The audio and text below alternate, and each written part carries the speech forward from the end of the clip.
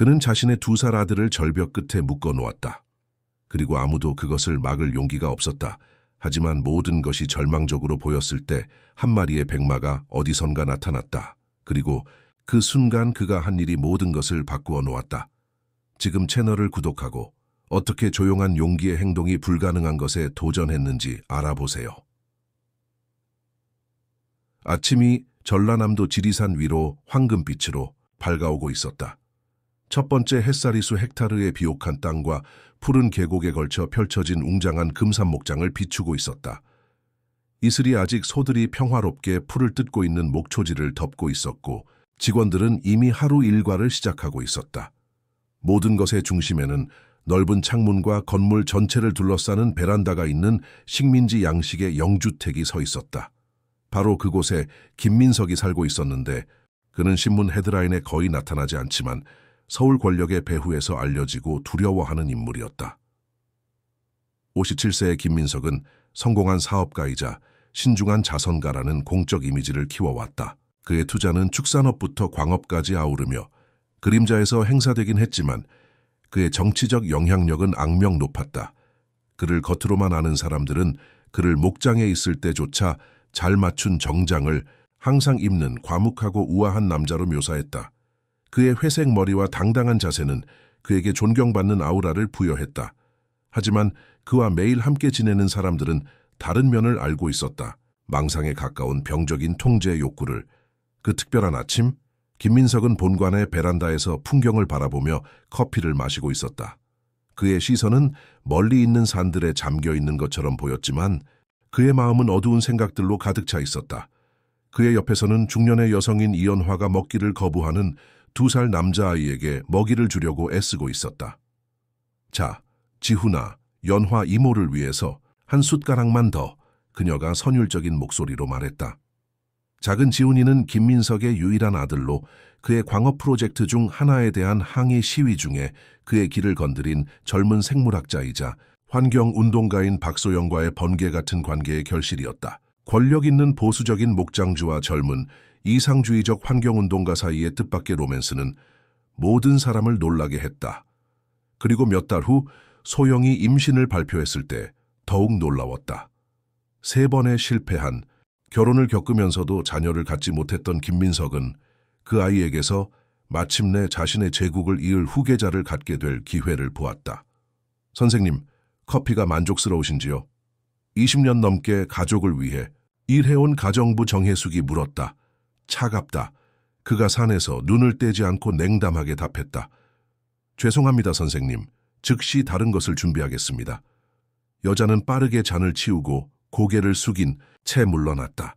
김민석이 주변의 모든 것과 모든 사람에게서 결점을 찾는 것은 흔한 일이었다. 완벽함이 그의 강박이었고 그것보다 못한 것은 받아들일 수 없었다. 연화, 그가 마침내 아이와 유모에게 돌아서며 불렀다. 지훈이를 안으로 데려가세요. 9시까지 준비시켜 놓으세요. 산책을 나갈 거니까. 이연화는 침을 삼켰다. 그녀는 자신의 고용주를 잘 알고 있었고 그날 아침 그의 목소리 톤에 뭔가 다른 것이 있다는 것을 알았다. 네, 김 선생님, 그녀가 아이를 안아올리며 집 안으로 데려가면서 답했다. 넓은 응접실에서는 다른 직원들이 이미 일상 업무를 수행하고 있었다. 오래된 가구를 청소하고 가족의 은제품을 닦고 수정 꽃병에 꽃을 정리했다. 모든 것이 완벽해야 했고 그렇지 않으면 김민석의 분노에 직면해야 했다. 그들 사이에서는 8개월 전 소영을 덮친 사고 이후 주인의 점점 더 어두워지는 기분에 대해 속삭임으로 이야기되고 있었다. 가장 가까운 도시로 이어지는 구불구불한 도로에서의 전복 사고는 소영에게 신체적 후유증을 남겼고 공식 버전에 따르면 그녀는 현재 스위스의 재활 클리닉에 있다고 했다. 하지만 직원들 사이의 소문은 달랐다. 연화 씨 주인님이 또 그런 눈빛을 하고 계세요. 목장에서 가장 오래된 직원 중 하나인 박진택이 유모가 아이를 데리고 지나가면서 말했다. 아이를 잘 지켜보는 게 좋겠어요. 이연화는 조용히 고개를 끄덕였다. 같은 걱정을 공유하고 있었다. 소영의 사건 이후로 김민석과 아들의 관계가 변했다. 전에는 아이를 완벽한 후계자로 만들려는 강박이었다면 이제는 매혹과 원망이 뒤섞인 것 같았다. 때때로 주인이 아이를 바라보는 것을 목격했는데 마치 그 안에서 어머니의 얼굴을 보는 것 같았고 그것이 그녀를 깊이 불안하게 했다. 아프리카 사파리 테마로 호화롭게 꾸며진 방에서 소영이 브라질 동물군 모티브를 선호했음에도 불구하고 김민석이 고집했던 사치품 이연화는 작은 지훈이를 준비시켰다. 그 지역의 더위에 적합한 가벼운 옷을 입히고 어머니와 너무나 닮은 검고 곱슬거리는 머리를 빗어주었다. 어디 가요? 연화 이모. 아이가 그 나이 특유의 호기심으로 물었다. 아빠가 너를 산책시키고 싶어 하셔, 얘야. 그녀가 미소를 지으려 했지만 설명할 수 없는 가슴의 답답함을 느끼며 답했다. 정확히 9시에 김민석이 방에 나타났다. 이제 캐주얼하지만 여전히 우아한 옷을 입고 있었다. 가죽 부츠, 승마용 바지, 그리고 흰 리넨 셔츠. 준비됐나? 그가 이연화를 직접 바라보지 않고 물었다. 네, 선생님. 방금 옷을 입혔습니다. 좋다. 이제 나에게 맡겨라, 법. 이연화는 망설였다. 김민석의 명령에 의문을 제기한 적은 없었지만 그날 하루 종일 특히 불안했다. 선생님 실례지만 밖이 너무 뜨거운 햇볕입니다. 아마 제가 함께 가서 아이를 도와야 할 것 같은데요. 김민석이 마침내 그녀를 바라봤는데 감히 그를 거스르는 누구든지 얼어붙게 만드는 것 같은 회색 눈으로 필요 없다, 연화. 내 아들을 돌보는 방법은 안다. 그녀는 고개를 숙였다. 물론이죠, 선생님. 죄송합니다. 이연화는 무력하게 김민석이 아이의 손을 잡고 방에서 데리고 나가는 것을 지켜봤다. 지훈이는 한 번 뒤를 돌아보며 그녀에게 즐겁게 손을 흔들었는데 공기 중에 떠도는 긴장감을 이해하지 못하고 있었다. 그 순간 급한 감정이 이연화를 사로잡았다. 뭔가 잘못되었다. 매우 잘못되었다. 그녀는 자신의 일로 돌아가는 대신 주인과 아이를 몰래 따라가기로 결정했다. 그들이 집 뒤편으로 나가는 것을 보았는데 전체 계곡을 내려다볼 수 있는 자연 전망대가 있는 부동산의 높은 곳으로 이어지는 길로 향했다. 그것은 가파른 절벽 때문에 아름답지만 위험한 장소였다. 그 길은 가끔 생각하러 간다고 자신이 말하는 김민석을 제외하고는 자주 사용되지 않았다. 이연화의 주의를 끈 것은 김민석이 등에 작은 배낭을 메고 허리에 밧줄을 감고 있다는 사실이었다. 단순한 산책을 위해서는 그것이 불필요해 보였다. 본관에 부속된 건물 중 하나 뒤에 숨어서 그녀는 주인이 목장의 관리인을 부르는 것을 보았다. 김 관리인, 오늘 전망대 길에는 아무도 오지 못하게 해. 아무도? 알겠나? 내가 개인 점검을 하고 있으니 방해받고 싶지 않다고 모두에게 말해. 건장하고 말수가 적은 남자인 관리인은 그저 고개를 끄덕였다. 네, 사장님. 오늘은 아무도 그곳에 올라가지 않을 것입니다. 이연화는 심장이 뛰는 것을 느꼈다. 김민석이 그 외딴 곳에서 아이와 함께 혼자 무엇을 할 작정인가. 전날 밤 그가 몇 잔의 위스키를 마신 후 독백하는 동안 했던 말들이 그녀의 마음속에 떠올랐다. 그 아이는 어릴 때부터 강해지는 법을 배워야 한다. 내가 쌓아올린 것의 후계자로 약한 사람을 키울 수는 없다. 그 당시에는 주인의 술에 취한 헛소리에 익숙해서 큰 의미를 두지 않았다. 하지만 이제 그 말들이 불길한 의미를 갖게 되었다. 김민석과 지훈이가 길의 커브에서 사라졌을 때 이연화는 자신이 결코 상상해 본 적 없는 결정을 내렸다. 주인의 직접적인 명령에 불복종하는 것이었다. 요리사 김순자가 점심을 준비하고 있는 부엌으로 달려갔다. 순자 씨, 사장님이 아이와 함께 길을 올라가는 것 봤어요? 그녀가 숨을 헐떡이며 물었다. 손바닥만큼 목장을 잘 아는 60세 여인이 인상을 찌푸렸다. 봤어요. 그리고 이상하다고 생각했어요. 그곳은 아이에게 안전하지 않아요. 뭔가 잘못됐어요, 순자 씨. 그분이 밧줄을 가져갔고 오늘 아무도 그곳에 올라가지 못하게 금지했어요. 순자는 야채를 자르던 칼을 내려놓고 이연화를 바라봤다. 그분이 뭘 할 거라고 생각해요? 모르겠어요. 하지만 무서워요. 어젯밤에 그분이 한 말 기억하세요? 아이를 시험한다는 것? 그냥 술에 취한 사람의 말이라고 생각했는데. 만약 그게 아니라면? 이연화가 목소리에 공황이 커지며 주장했다. 만약 그분이 정말로 아들의 힘을 그런 미친 방식으로 시험해야 한다고 믿는다면? 순자는 더 이상의 설득이 필요하지 않았다. 앞치마로 손을 닦고 들판 직원들이 있는 창고와 소통하는 인터폰으로 갔다. 초회 관리인님, 순자예요. 긴급히 얘기할 일이 있어요. 아이에 관한 일이에요.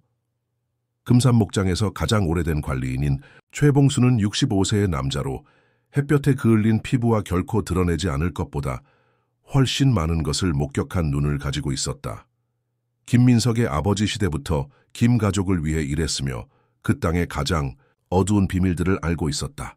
순자의 전화를 받았을 때 요리사의 목소리에서 긴급함을 즉시 감지했다. 가고 있습니다. 그가 간단히 답했다. 많은 설명이 필요하지 않았다. 수년 동안 최봉수는 김민석의 변화를 관찰해왔다. 오만하지만 유망했던 젊은이에서 권력과 통제에 사로잡힌 남자로의 변화를, 또한 박소영이 주인의 삶에 미친 영향도 보았다. 아마도 정말로 그에게 도전하고 잠깐이나마 그의 굳어진 마음을 부드럽게 만든 것 같았던 유일한 사람이었다.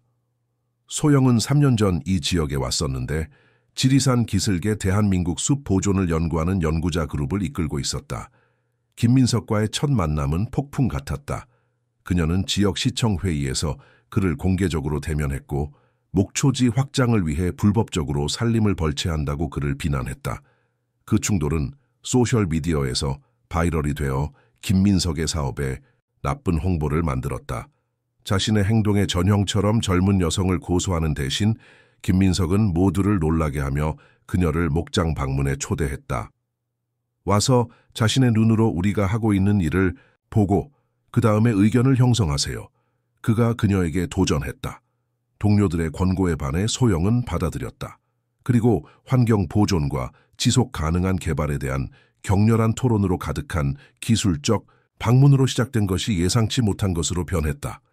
비록 정반대였지만 둘 다 자신들의 입장을 옹호하는 열정이 누구도, 심지어 그들 자신도 예측하거나 통제할 수 없는 불꽃을 만들어냈다. 최봉수는 그 시기 김민석의 행동에서의 점진적인 변화를 잘 기억했다. 처음으로 주인이 다른 사람의 의견에 진정으로 관심을 보이는 것 같았다. 소영과의 토론은 본관의 베란다에서 밤늦게까지 이어졌고 의견이 다를 때 자주 그랬지만 목장주의 눈에는 다른 빛이 있었다. 그들의 관계 소식은 빠르게 지역에 퍼졌다. 그들은 가능성이 낮은 커플이었다. 그녀는 30살 연하의 이상주의자, 자연의 열렬한 수호자, 그는 실용주의자, 전통주의자, 세상을 자신의 의지대로 굽히는데 익숙한 사람. 그럼에도 불구하고 거의 1년 동안은 효과가 있는 것 같았다. 소영은 목장에서 환경 복구 프로젝트를 시행하기 시작했고 땅의 일부를 사설 보호구역으로 변환했다. 김민석은 모든 사람을 놀라게 하며 허용했다. 임신이 발표되었을 때 목장주는 진정으로 행복해 보였다. 호화로운 육아실을 지었고 최고의 전문가들을 고용했으며 심지어 3번의 재앙적인 이혼 후 결코 다시 하지 않겠다고 맹세했던 결혼에 대해서도 말하기 시작했다. 하지만 소영의 배가 커지면서 김민석에게 뭔가 변하기 시작했다. 전에는 그녀의 독립성에 대한 감탄이었던 것이 짜증으로 변했다. 전에는 지적으로 자극적이었던 토론들이 쓰라린 갈등이 되었다. 그는 모든 것을 통제하고 싶어 했다. 그녀의 식사, 그녀를 돌볼 의사들, 심지어 그녀가 입을 옷까지도. 당신은 김민석 제국의 후계자를 임신하고 있어요. 그가 자주 말했다. 이것은 평범한 임신이 아니에요. 하지만 소영은 강요에 굴복할 여자가 아니었다. 그녀는 계속 일했고 회의에 참석했으며 김민석의 증가하는 좌절감에도 불구하고 자율성을 유지했다.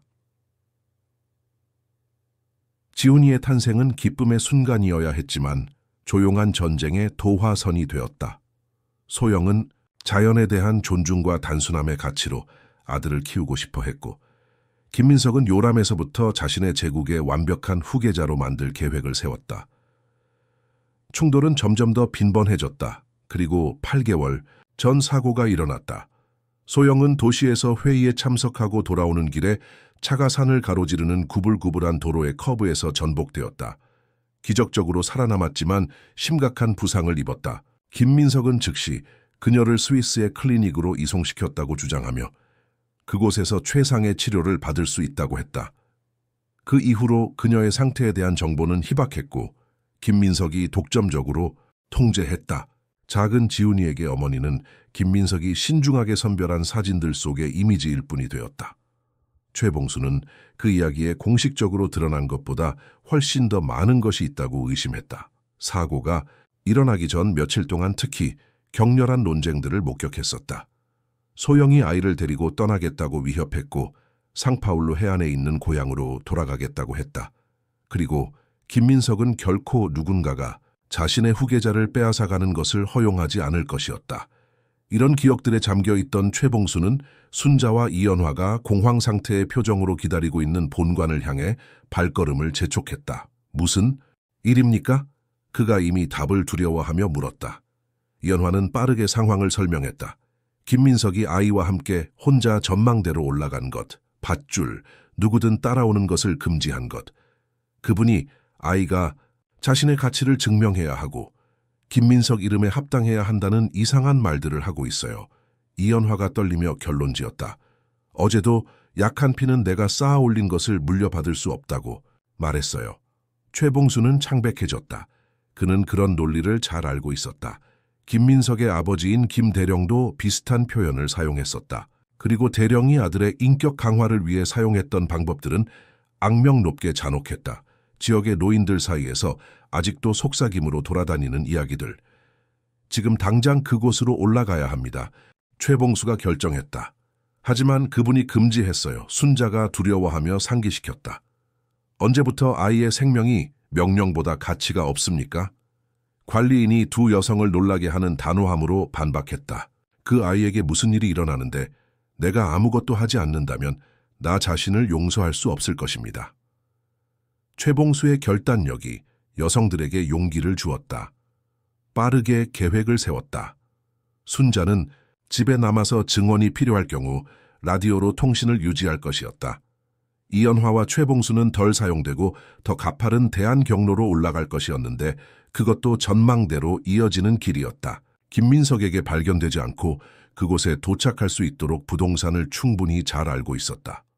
한편 절벽 위에서 김민석은 작은 지훈이와 함께 길을 천천히 걷고 있었다. 아이는 아버지의 의도를 모른 채 길을 가로지르는 색색의 나비들과 새들에 매혹되고 있었다. 아빠 딱따구리. 그가 각 발견마다 애니메이션처럼 가리키며 외쳤다. 김민석은 거의 반응하지 않았다. 그의 마음은 지난 몇 주 동안 세심하게 계획한 계획에 집중되어 있었다. 조금만 더 지훈아. 그가 길의 가장 높은 지점에 가까워졌을 때 말했다. 그 장소는 인상적인 아름다움을 자랑했다. 그곳에서 금산 목장 전체와 그 너머로 지평선의 푸른 산들까지 뻗어있는 계곡을 볼 수 있었다. 공기는 맑고 신선했으며 토착 식물의 향기로 가득했다. 하지만 그곳은 또한 위험한 장소이기도 했다. 자연 전망대는 거의 50m 높이의 절벽과 함께 바위 돌출부에 형성되어 있었다. 난간이나 보호 장치가 없었다. 그것은 가장 순수하고 가차 없는 상태의 자연이었다. 김민석은 아들을 절벽 가장자리에서 몇 미터 떨어진 곳에 자라고 있는 튼튼한 나무까지 데려갔다. 그곳에서 그는 가져온 배낭을 내려놓고 물병, 비스킷 한 팩, 그리고 가져온 밧줄을 꺼냈다. 배고프니, 아들아? 그가 놀랍도록 부드러운 톤으로 물었다. 지훈이는 열성적으로 고개를 끄덕였다. 아버지의 독점적인 관심을 받는 것은 드문 일이었고 그 산책은 그의 어린 눈에는 모험이었다. 그들은 나무 그늘 아래 앉았고 김민석은 아이가 비스킷을 몇 개 먹고 물을 마시도록 허용했다.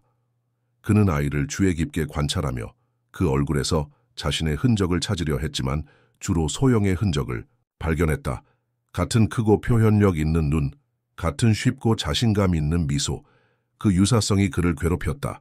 그에게 도전했고 아들을 데리고 떠나겠다고 위협했으며 그의 권위에 의문을 제기했던 소영. 멀리 있어도 그녀는 여전히 그 아이 안에 존재했다. 그의 삶에서 무언가가 그의 절대적인 통제에서 벗어났다는 끊임없는 상기. 오늘 우리가 여기 온 이유를 아니, 지훈아? 그가 마침내 물었다. 입에 비스킷을 가득 넣은 아이는 부정적으로 고개를 흔들었다. 우리는 시험을 위해서 여기 왔다. 중요한 시험. 지훈이는 이해하지 못했지만 어쨌든 미소를 지었다. 시험을 좋아했다. 목장의 학교에서 선생님이 때때로 색깔 구별하기나 10가지 세기 같은 재미있는 시험을 했었다. 김민석이 된다는 것이 무엇인지 아니? 김민석이 계속했다. 강해지는 것이다. 도전에 맞서는 것이다. 네가 가진 모든 것을 받을 자격이 있다는 것을 증명하는 것이다. 말하면서 그는 밧줄을 펼치기 시작했다. 그것은 소를 올가미 하는 대사용되는 저항력 있는 재료였다. 정확한 움직임으로 김민석은 한쪽 끝을 나무 줄기에 묶었다. 이리 와. 그가 아들을 불렀다. 지훈이는 아버지의 의도를 의심하지 않고 즉시 순종했다. 거의 임상적인 주의로 김민석은 밧줄의 다른 끝을 아이의 허리 주위에 묶었고 매듭이 단단한지 2번 확인했다. 그런 다음 아이를 몇 미터 앞으로 시면을 향한 시야가 명확한 지점까지 데려갔다. 밧줄은 아이가 제한된 방역 내에서 움직일 수 있도록 충분한 길이었지만 절벽 가장자리에 도달하는 것을 방지하며 안전하게 유지했다. 이제 지훈아, 너는 여기 있을 거야. 김민석이 아들의 눈높이에 맞추기 위해 무릎을 꿇으며 설명했다. 여기 있으면서 네가 진정한 김민석임을 내게 보여줄 거야. 아이는 김민석이 일어나서 멀어지기 시작하는 것을 보고 혼란스럽게 아버지를 바라봤다. 아빠는 어디 가요? 김민석이 올라온 길의 한 지점을 애매하게 가리키는 것을 보고 물었다. 저 아래로 가지만 곧 돌아올 거야. 그가 모호하게 답했다. 여기 있으면서 강해져라. 지훈이는 두려움을 느끼기 시작했다. 그런 곳에서 혼자 있어 본 적이 없었다. 그의 눈에 눈물이 고였다. 혼자 있기 싫어요, 아빠. 그가 김민석을 따라가려고 했지만 밧줄에 의해 막히며 징징거렸다. 목장주는 잠시 멈춰서 아들의 울음에 맞서 자신의 마음을 굳혔다.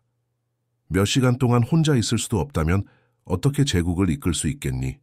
그가 혼잣말로 중얼거렸다. 큰 소리로 덧붙였다. 남자가 되어라, 지훈아. 김민석들은 울지 않는다. 그 말과 함께 그는 등을 돌리고 길을 내려가기 시작했으며 아들의 점점 더 절망적인 부름을 무시했다.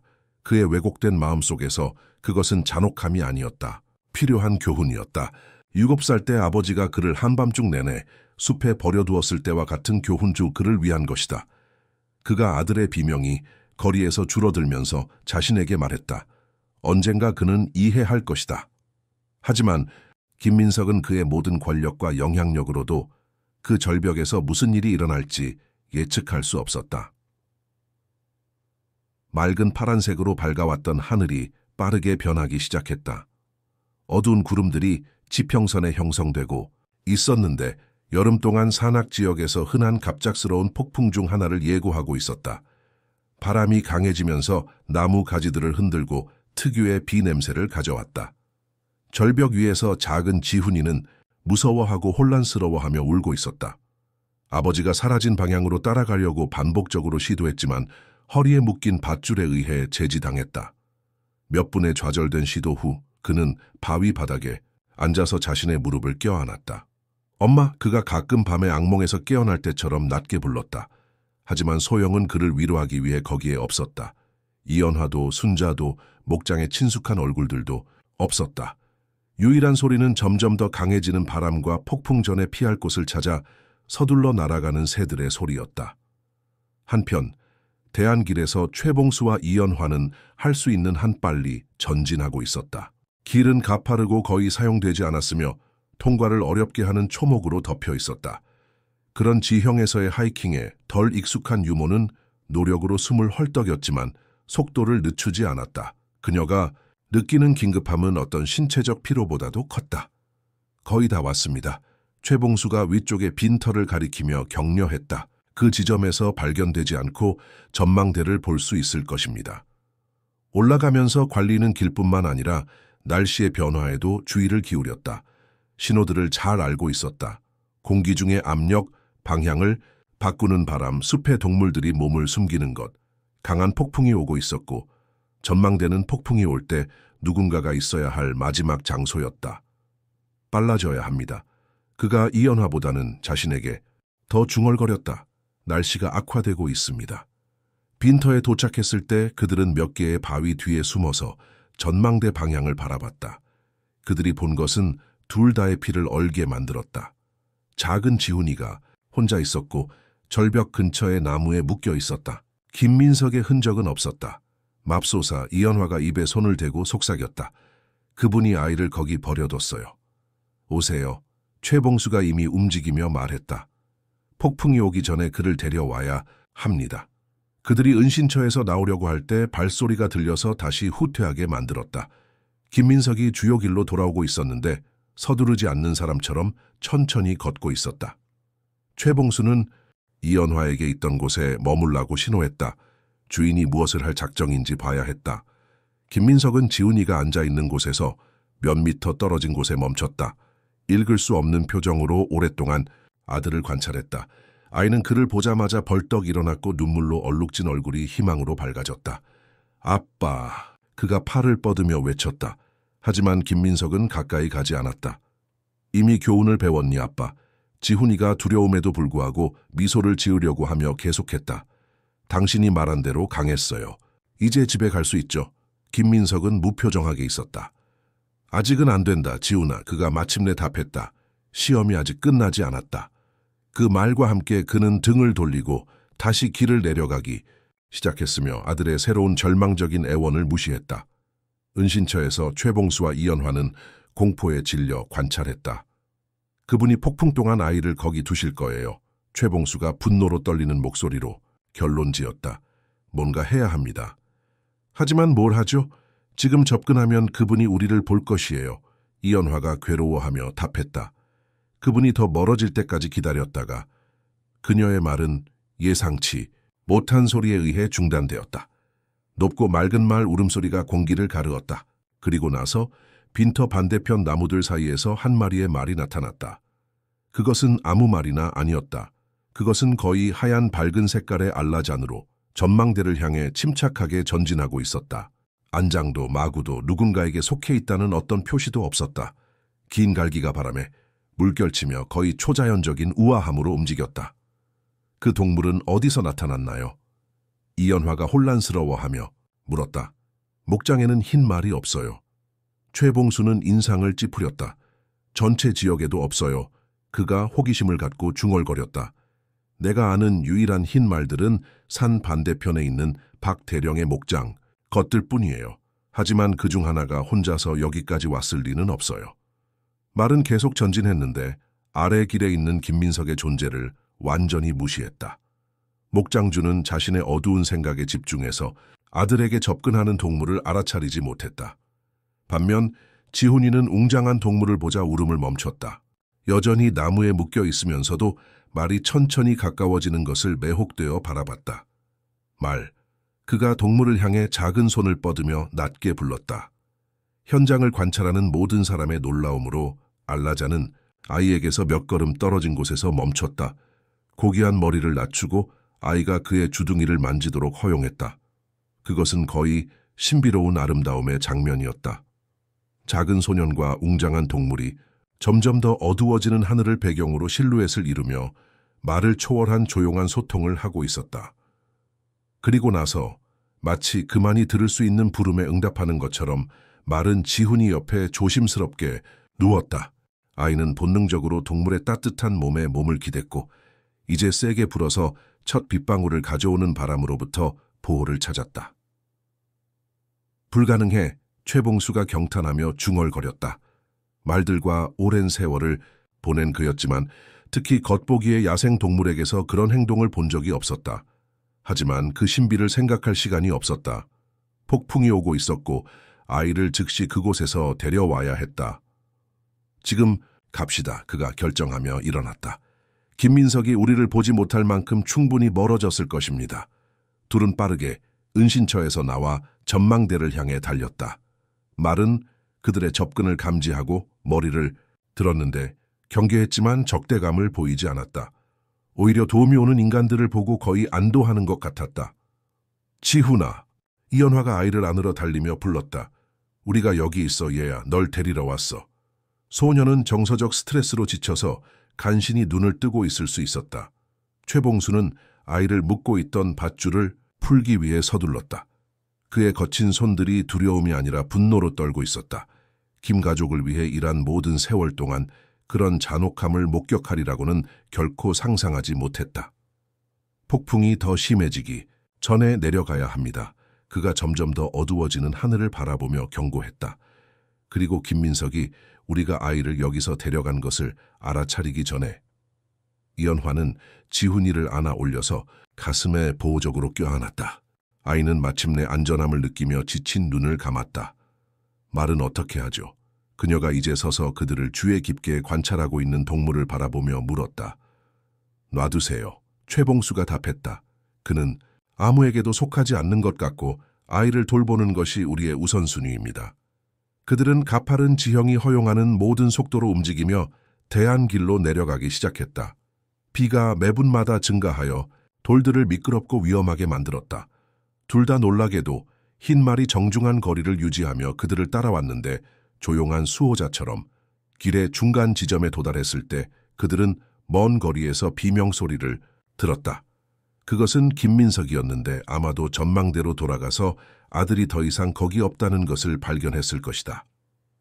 그분이 우리를 죽일 거예요. 이연화가 무서워하며 속삭였다. 최봉수는 단호하게 그녀를 바라봤다. 내가 여기 있는 한 그렇지 않을 것입니다. 그가 보장했다.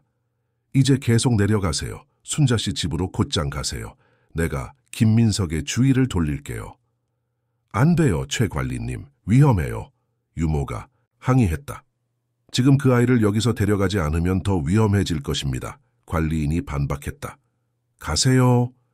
이연화는 한 초만 망설이다가 고개를 끄덕이고 지훈이를 안고 계속 내려갔다. 최봉수는 다른 길로 돌아서서 주요 길로 돌아가게 될 길로 갔는데 그곳에서 아마 김민석을 만날 것이었다. 대면은 피할 수 없었고 그는 그것이 아이에게서 멀리 떨어진 곳에서 일어나기를 선호했다. 비가 이제 강하게 내리고 있었고 땅을 적시고 길을 미끄러운 진흙탕으로 만들었다. 천둥이 산들 사이에서 울렸고 번개가 하늘을 가르며 풍경을 유령 같은 섬광으로 순간적으로 비췄다. 지훈이를 최선을 다해 보호하며 이연화는 마침내 부동산의 뒤쪽을 볼 수 있었다. 불이 켜진 순자의 부엌은 폭풍 속의 희망의 등대처럼 보였다. 놀랍게도 흰 말이 여전히 그들을 따라오고 있었는데 조용한 수호천사처럼 마침내 뒷문에 도달했을 때 순자가 이미 걱정스럽게 기다리고 있었다. 하나님 감사합니다. 요리사가 그들을 안으로 끌어들이며 외쳤다. 해냈구나. 그리고 아이는 어때요? 무서워하고 피곤하지만 괜찮아요. 이연화가 지훈이를 장작 난로 가까이 있는 의자에 부드럽게 내려놓으며 답했다. 그곳의 따뜻함이 위로가 되었다. 감기에 걸리지 않도록 그를 말리고 따뜻하게 해줘야 해요. 두 여성이 아이를 돌보는 동안 외부에서 분노한 비명이 들려왔다. 김민석이 목장으로 돌아왔고 그의 목소리의 소리로 판단하면 통제할 수 없는 분노 상태에 있었다. 이 집에서는 아무도 믿을 수 없다는 걸 알았어야 했다. 그가 고함쳤다. 내 아들이 어디 있어? 다른 직원들의 목소리가 성공 없이 그를 진정시키려고 했다. 그리고 나서 모든 사람의 피를 얼게 만든 소리. 총성. 맙소사, 그분이 무장하고 계세요. 순자가 너무 지쳐서 주변의 혼란을 등록하지 못한 채 마침내 잠든 지훈이를 보호적으로 껴안으며 속삭였다. 어떻게 하죠? 답은 높은 말, 울음소리의 형태로 왔다. 외부 안뜰에 머물렀던 흰 말이 갑자기 부엌 문 앞에 자리를 잡았는데 마치 어떤 위협으로부터도 출입을 막는 것처럼 그의 장엄한 자세가 토렌셜 비와 번개와 결합되어 거의 신화적인 이미지를 만들었다. 부엌에 접근하고 있던 김민석은 동물을 보자 갑자기 멈췄다. 잠깐 동안 남자와 말이 긴장으로 가득한 침묵 속에서 서로를 바라봤다. 시간이 그 순간에 멈춘 것 같았는데 폭풍이 주위에서 울부짖고 번개가 안뜰에 춤추는 그림자를 던지고 있었다. 그리고 나서 놀라운 일이 일어났다. 말이 김민석을 향해 천천히 전진했다. 위협적인 방식이 아니라 일반적인 동물 행동을 초월하는 것 같은 존엄과 목적을 가지고 목장주에게서 몇 걸음 떨어진 곳에서 멈추고 너무나 꿰뚫는 너무나 의식으로 가득한 시선으로 그를 바라봤는데 김민석이 무의식적으로 한 걸음 뒤로 물러났다. 이게 무슨 동물이야? 그가 떨리는 목소리로 물었다. 아무도 답하지 않았다. 안전한 거리에 모인 직원들이 매혹과 두려움이 뒤섞인 표칭으로 장면을 관찰했다의 말이 다시 움직였는데 이제 김민석 주위를 천천히 돌고 있었는데 마치 포식자가 먹이를 연구하는 것처럼 나중에 많은 사람들이 특히 번개가 장면을 비출 때 동물의 눈에서 초자연적인 빛을 보았다고 맹세할 것이다. 마침내 최봉수가 도착했을 때였는데 흠뻑 젖고 숨을 헐떡이고 있었다. 그는 김민석이 앉들 한가운데 서 있고 여전히 손에 무기를 들고 있으며 신비로운 춤을 추며 흰 말에게 둘러싸여 있는 것을 보았다. 그는 자신의 2살 아들을 절벽 끝에 묶어 놓았다. 그리고 아무도 그것을 막을 용기가 없었다. 하지만 모든 것이 절망적으로 보였을 때 한 마리의 백마가 어디선가 나타났다. 그리고 그 순간 그가 한 일이 모든 것을 바꾸어 놓았다. 지금 채널을 구독하고 어떻게 조용한 용기의 행동이 불가능한 것에 도전했는지 알아보세요. 아침이 전라남도 지리산 위로 황금빛으로 밝아오고 있었다. 첫 번째 햇살이 수 헥타르의 비옥한 땅과 푸른 계곡에 걸쳐 펼쳐진 웅장한 금산 목장을 비추고 있었다. 이슬이 아직 소들이 평화롭게 풀을 뜯고 있는 목초지를 덮고 있었고 직원들은 이미 하루 일과를 시작하고 있었다. 모든 것의 중심에는 넓은 창문과 건물 전체를 둘러싸는 베란다가 있는 식민지 양식의 영주택이 서 있었다. 바로 그곳에 김민석이 살고 있었는데 그는 신문 헤드라인에 거의 나타나지 않지만 서울 권력의 배후에서 알려지고 두려워하는 인물이었다. 57세의 김민석은 성공한 사업가이자 신중한 자선가라는 공적 이미지를 키워왔다. 그의 투자는 축산업부터 광업까지 아우르며 그림자에서 행사되긴 했지만 그의 정치적 영향력은 악명 높았다. 그를 겉으로만 아는 사람들은 그를 목장에 있을 때조차 잘 맞춘 정장을 항상 입는 과묵하고 우아한 남자로 묘사했다. 그의 회색 머리와 당당한 자세는 그에게 존경받는 아우라를 부여했다. 하지만 그와 매일 함께 지내는 사람들은 다른 면을 알고 있었다. 망상에 가까운 병적인 통제 욕구를. 그 특별한 아침, 김민석은 본관의 베란다에서 풍경을 바라보며 커피를 마시고 있었다. 그의 시선은 멀리 있는 산들에 잠겨 있는 것처럼 보였지만 그의 마음은 어두운 생각들로 가득 차 있었다. 그의 옆에서는 중년의 여성인 이연화가 먹기를 거부하는 2살 남자아이에게 먹이를 주려고 애쓰고 있었다. 자, 지훈아 연화 이모를 위해서 한 숟가락만 더, 그녀가 선율적인 목소리로 말했다. 작은 지훈이는 김민석의 유일한 아들로 그의 광업 프로젝트 중 하나에 대한 항해 시위 중에 그의 길을 건드린 젊은 생물학자이자 환경운동가인 박소영과의 번개 같은 관계의 결실이었다. 권력 있는 보수적인 목장주와 젊은 이상주의적 환경운동가 사이의 뜻밖의 로맨스는 모든 사람을 놀라게 했다. 그리고 몇 달 후 소영이 임신을 발표했을 때 더욱 놀라웠다. 3번의 실패한 결혼을 겪으면서도 자녀를 갖지 못했던 김민석은 그 아이에게서 마침내 자신의 제국을 이을 후계자를 갖게 될 기회를 보았다. 선생님, 커피가 만족스러우신지요? 20년 넘게 가족을 위해 일해온 가정부 정혜숙이 물었다. 차갑다. 그가 산에서 눈을 떼지 않고 냉담하게 답했다. 죄송합니다, 선생님. 즉시 다른 것을 준비하겠습니다. 여자는 빠르게 잔을 치우고 고개를 숙인 채 물러났다. 김민석이 주변의 모든 것과 모든 사람에게서 결점을 찾는 것은 흔한 일이었다. 완벽함이 그의 강박이었고 그것보다 못한 것은 받아들일 수 없었다. 연화, 그가 마침내 아이와 유모에게 돌아서며 불렀다. 지훈이를 안으로 데려가세요. 9시까지 준비시켜 놓으세요. 산책을 나갈 거니까. 이연화는 침을 삼켰다. 그녀는 자신의 고용주를 잘 알고 있었고 그날 아침 그의 목소리 톤에 뭔가 다른 것이 있다는 것을 알았다. 네, 김 선생님. 그녀가 아이를 안아 올리며 집 안으로 데려가면서 답했다. 넓은 응접실에서는 다른 직원들이 이미 일상 업무를 수행하고 있었다. 오래된 가구를 청소하고 가족의 은제품을 닦고 수정 꽃병에 꽃을 정리했다. 모든 것이 완벽해야 했고 그렇지 않으면 김민석의 분노에 직면해야 했다. 그들 사이에서는 8개월 전 소영을 덮친 사고 이후 주인의 점점 더 어두워지는 기분에 대해 속삭임으로 이야기되고 있었다. 가장 가까운 도시로 이어지는 구불구불한 도로에서의 전복 사고는 소영에게 신체적 후유증을 남겼고 공식 버전에 따르면 그녀는 현재 스위스의 재활 클리닉에 있다고 했다. 하지만 직원들 사이의 소문은 달랐다. 연화 씨 주인님이 또 그런 눈빛을 하고 계세요. 목장에서 가장 오래된 직원 중 하나인 박진택이 유모가 아이를 데리고 지나가면서 말했다. 아이를 잘 지켜보는 게 좋겠어요. 이연화는 조용히 고개를 끄덕였다. 같은 걱정을 공유하고 있었다. 소영의 사건 이후로 김민석과 아들의 관계가 변했다. 전에는 아이를 완벽한 후계자로 만들려는 강박이었다면 이제는 매혹과 원망이 뒤섞인 것 같았다. 때때로 주인이 아이를 바라보는 것을 목격했는데 마치 그 안에서 어머니의 얼굴을 보는 것 같았고 그것이 그녀를 깊이 불안하게 했다. 아프리카 사파리 테마로 호화롭게 꾸며진 방에서 소영이 브라질 동물군 모티브를 선호했음에도 불구하고 김민석이 고집했던 사치품, 이연화는 작은 지훈이를 준비시켰다. 그 지역의 더위에 적합한 가벼운 옷을 입히고 어머니와 너무나 닮은 검고 곱슬거리는 머리를 빗어주었다. 어디 가요? 연화 이모. 아이가 그 나이 특유의 호기심으로 물었다.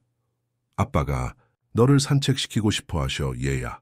그녀가 미소를 지으려 했지만 설명할 수 없는 가슴의 답답함을 느끼며 답했다. 정확히 9시에 김민석이 방에 나타났다. 이제 캐주얼하지만 여전히 우아한 옷을 입고 있었다. 가죽 부츠, 승마용 바지, 그리고 흰 리넨 셔츠. 준비됐나? 그가 이연화를 직접 바라보지 않고 물었다. 네, 선생님. 방금 옷을 입혔습니다. 좋다. 이제 나에게 맡겨라. 이연화는 망설였다. 김민석의 명령에 의문을 제기한 적은 없었지만 그날 하루 종일 특히 불안했다. 선생님, 실례지만 밖이 너무 뜨거운 햇볕입니다. 아마 제가 함께 가서 아이를 도와야 할 것 같은데요. 김민석이 마침내 그녀를 바라봤는데 감히 그를 거스르는 누구든지 얼어붙게 만드는 것 같은 회색 눈으로 필요 없다, 연화. 내 아들을 돌보는 방법은 안다. 그녀는 고개를 숙였다. 물론이죠, 선생님. 죄송합니다. 이연화는 무력하게 김민석이 아이의 손을 잡고 방에서 데리고 나가는 것을 지켜봤다. 지훈이는 한 번 뒤를 돌아보며 그녀에게 즐겁게 손을 흔들었는데 공기 중에 떠도는 긴장감을 이해하지 못하고 있었다. 그 순간 급한 감정이 이연화를 사로잡았다. 뭔가 잘못되었다. 매우 잘못되었다. 그녀는 자신의 일로 돌아가는 대신 주인과 아이를 몰래 따라가기로 결정했다. 그들이 집 뒤편으로 나가는 것을 보았는데 전체 계곡을 내려다볼 수 있는 자연 전망대가 있는 부동산의 높은 곳으로 이어지는 길로 향했다. 그것은 가파른 절벽 때문에 아름답지만 위험한 장소였다. 그 길은 가끔 생각하러 간다고 자신이 말하는 김민석을 제외하고는 자주 사용되지 않았다. 이연화의 주의를 끈 것은 김민석이 등에 작은 배낭을 메고 허리에 밧줄을 감고 있다는 사실이었다. 단순한 산책을 위해서는 그것이 불필요해 보였다. 본관의 부속된 건물 중 하나 뒤에 숨어서 그녀는 주인이 목장의 관리인을 부르는 것을 보았다. 김 관리인, 오늘 전망대 길에는 아무도 오지 못하게 해. 아무도, 알겠나? 내가 개인 점검을 하고 있으니 방해받고 싶지 않다고 모두에게 말해. 건장하고 말수가 적은 남자인 관리인은 그저 고개를 끄덕였다. 네, 사장님. 오늘은 아무도 그곳에 올라가지 않을 것입니다. 이연화는 심장이 뛰는 것을 느꼈다. 김민석이 그 외딴 곳에서 아이와 함께 혼자 무엇을 할 작정인가? 전날 밤 그가 몇 잔의 위스키를 마신 후 독백하는 동안 했던 말들이 그녀의 마음속에 떠올랐다. 그 아이는 어릴 때부터 강해지는 법을 배워야 한다. 내가 쌓아올린 것의 후계자로 약한 사람을 키울 수는 없다. 그 당시에는 주인의 술에 취한 헛소리에 익숙해서 큰 의미를 두지 않았다. 하지만 이제 그 말들이 불길한 의미를 갖게 되었다. 김민석과 지훈이가 길의 커브에서 사라졌을 때 이연화는 자신이 결코 상상해 본 적 없는 결정을 내렸다. 주인의 직접적인 명령에 불복종하는 것이었다. 요리사 김순자가 점심을 준비하고 있는 부엌으로 달려갔다. 순자 씨, 사장님이 아이와 함께 길을 올라가는 것 봤어요? 그녀가 숨을 헐떡이며 물었다. 손바닥만큼 목장을 잘 아는 60세 여인이 인상을 찌푸렸다. 봤어요. 그리고 이상하다고 생각했어요. 그곳은 아이에게 안전하지 않아요. 뭔가 잘못됐어요, 순자 씨. 그분이 밧줄을 가져갔고 오늘 아무도 그곳에 올라가지 못하게 금지했어요. 순자는 야채를 자르던 칼을 내려놓고 이연화를 바라봤다. 그분이 뭘 할 거라고 생각해요? 모르겠어요. 하지만 무서워요. 어젯밤에 그분이 한 말 기억하세요? 아이를 시험한다는 것? 그냥 술에 취한 사람의 말이라고 생각했는데 만약 그게 아니라면 이연화가 목소리에 공황이 커지며 주장했다. 만약 그분이 정말로 아들의 힘을 그런 미친 방식으로 시험해야 한다고 믿는다면? 순자는 더 이상의 설득이 필요하지 않았다.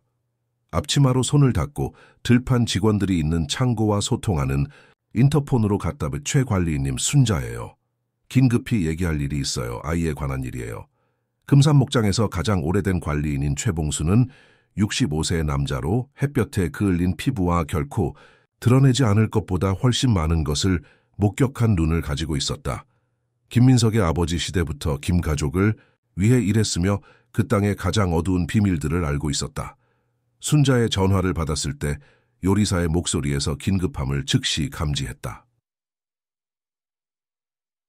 가고 있습니다. 그가 간단히 답했다. 많은 설명이 필요하지 않았다.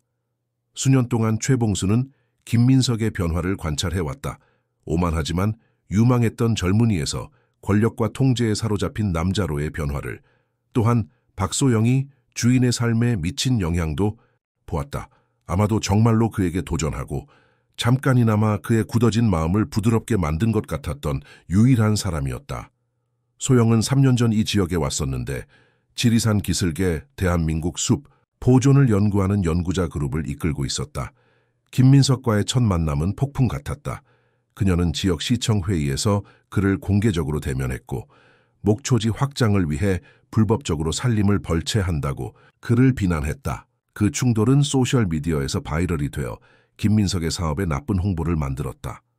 자신의 행동의 전형처럼 젊은 여성을 고소하는 대신 김민석은 모두를 놀라게 하며 그녀를 목장 방문에 초대했다고 와서 자신의 눈으로 우리가 하고 있는 일을 보고 그 다음에 의견을 형성하세요. 그가 그녀에게 도전했다. 동료들의 권고에 반해 소영은 받아들였다. 그리고 환경 보존과 지속 가능한 개발에 대한 격렬한 토론으로 가득한 기술적 방문으로 시작된 것이 예상치 못한 것으로 변했다. 비록 정반대였지만 둘 다 자신들의 입장을 옹호하는 열정이 누구도, 심지어 그들 자신도 예측하거나 통제할 수 없는 불꽃을 만들어냈다. 최봉수는 그 시기 김민석의 행동에서의 점진적인 변화를 잘 기억했다. 처음으로 주인이 다른 사람의 의견에 진정으로 관심을 보이는 것 같았다. 소영과의 토론은 본관의 베란다에서 밤늦게까지 이어졌고 의견이 다를 때 자주 그랬지만 목장주의 눈에는 다른 빛이 있었다. 그들의 관계 소식은 빠르게 지역에 퍼졌다. 그들은 가능성이 낮은 커플이었다. 그녀는 30살 연하의 이상주의자, 자연의 열렬한 수호자, 그는 실용주의자, 전통주의자, 세상을 자신의 의지대로 굽히는 데 익숙한 사람. 그럼에도 불구하고 거의 1년 동안은 효과가 있는 것 같았다. 소영은 목장에서 환경복구 프로젝트를 시행하기 시작했고 땅의 일부를 사설 보호구역으로 변환했다. 김민석은 모든 사람을 놀라게 하며 허용했다. 임신이 발표되었을 때 목장주는 진정으로 행복해 보였다. 호화로운 육아실을 지었고 최고의 전문가들을 고용했으며 심지어 3번의 재앙적인 이혼 후 결코 다시 하지 않겠다고 맹세했던 결혼에 대해서도 말하기 시작했다. 하지만 소영의 배가 커지면서 김민석에게 뭔가 변하기 시작했다. 전에는 그녀의 독립성에 대한 감탄이었던 것이 짜증으로 변했다. 전에는 지적으로 자극적이었던 토론들이 쓰라린 갈등이 되었다. 그는 모든 것을 통제하고 싶어 했다. 그녀의 식사, 그녀를 돌볼 의사들, 심지어 그녀가 입을 옷까지도. 당신은 김민석 제국의 후계자를 임신하고 있어요. 그가 자주 말했다. 이것은 평범한 임신이 아니에요. 하지만 소영은 강요에 굴복할 여자가 아니었다. 그녀는 계속 일했고 회의에 참석했으며 김민석의 증가하는 좌절감에도 불구하고 자율성을 유지했다. 지훈이의 탄생은 기쁨의 순간이어야 했지만 조용한 전쟁의 도화선이 되었다. 소영은 자연에 대한 존중과 단순함의 가치로 아들을 키우고 싶어 했고 김민석은 요람에서부터 자신의 제국의 완벽한 후계자로 만들 계획을 세웠다. 충돌은 점점 더 빈번해졌다. 그리고 8개월 전 사고가 일어났다. 소영은 도시에서 회의에 참석하고 돌아오는 길에 차가 산을 가로지르는 구불구불한 도로의 커브에서 전복되었다. 기적적으로 살아남았지만 심각한 부상을 입었다. 김민석은 즉시 그녀를 스위스의 클리닉으로 이송시켰다고 주장하며 그곳에서 최상의 치료를 받을 수 있다고 했다. 그 이후로 그녀의 상태에 대한 정보는 희박했고 김민석이 독점적으로 통제했다. 작은 지훈이에게 어머니는 김민석이 신중하게 선별한 사진들 속의 이미지일 뿐이 되었다. 최봉수는 그 이야기에 공식적으로 드러난 것보다 훨씬 더 많은 것이 있다고 의심했다. 사고가 일어나기 전 며칠 동안 특히 격렬한 논쟁들을 목격했었다. 소영이 아이를 데리고 떠나겠다고 위협했고 상파울루 해안에 있는 고향으로 돌아가겠다고 했다. 그리고 김민석은 결코 누군가가 자신의 후계자를 빼앗아가는 것을 허용하지 않을 것이었다. 이런 기억들에 잠겨있던 최봉수는 순자와 이연화가 공황 상태의 표정으로 기다리고 있는 본관을 향해 발걸음을 재촉했다.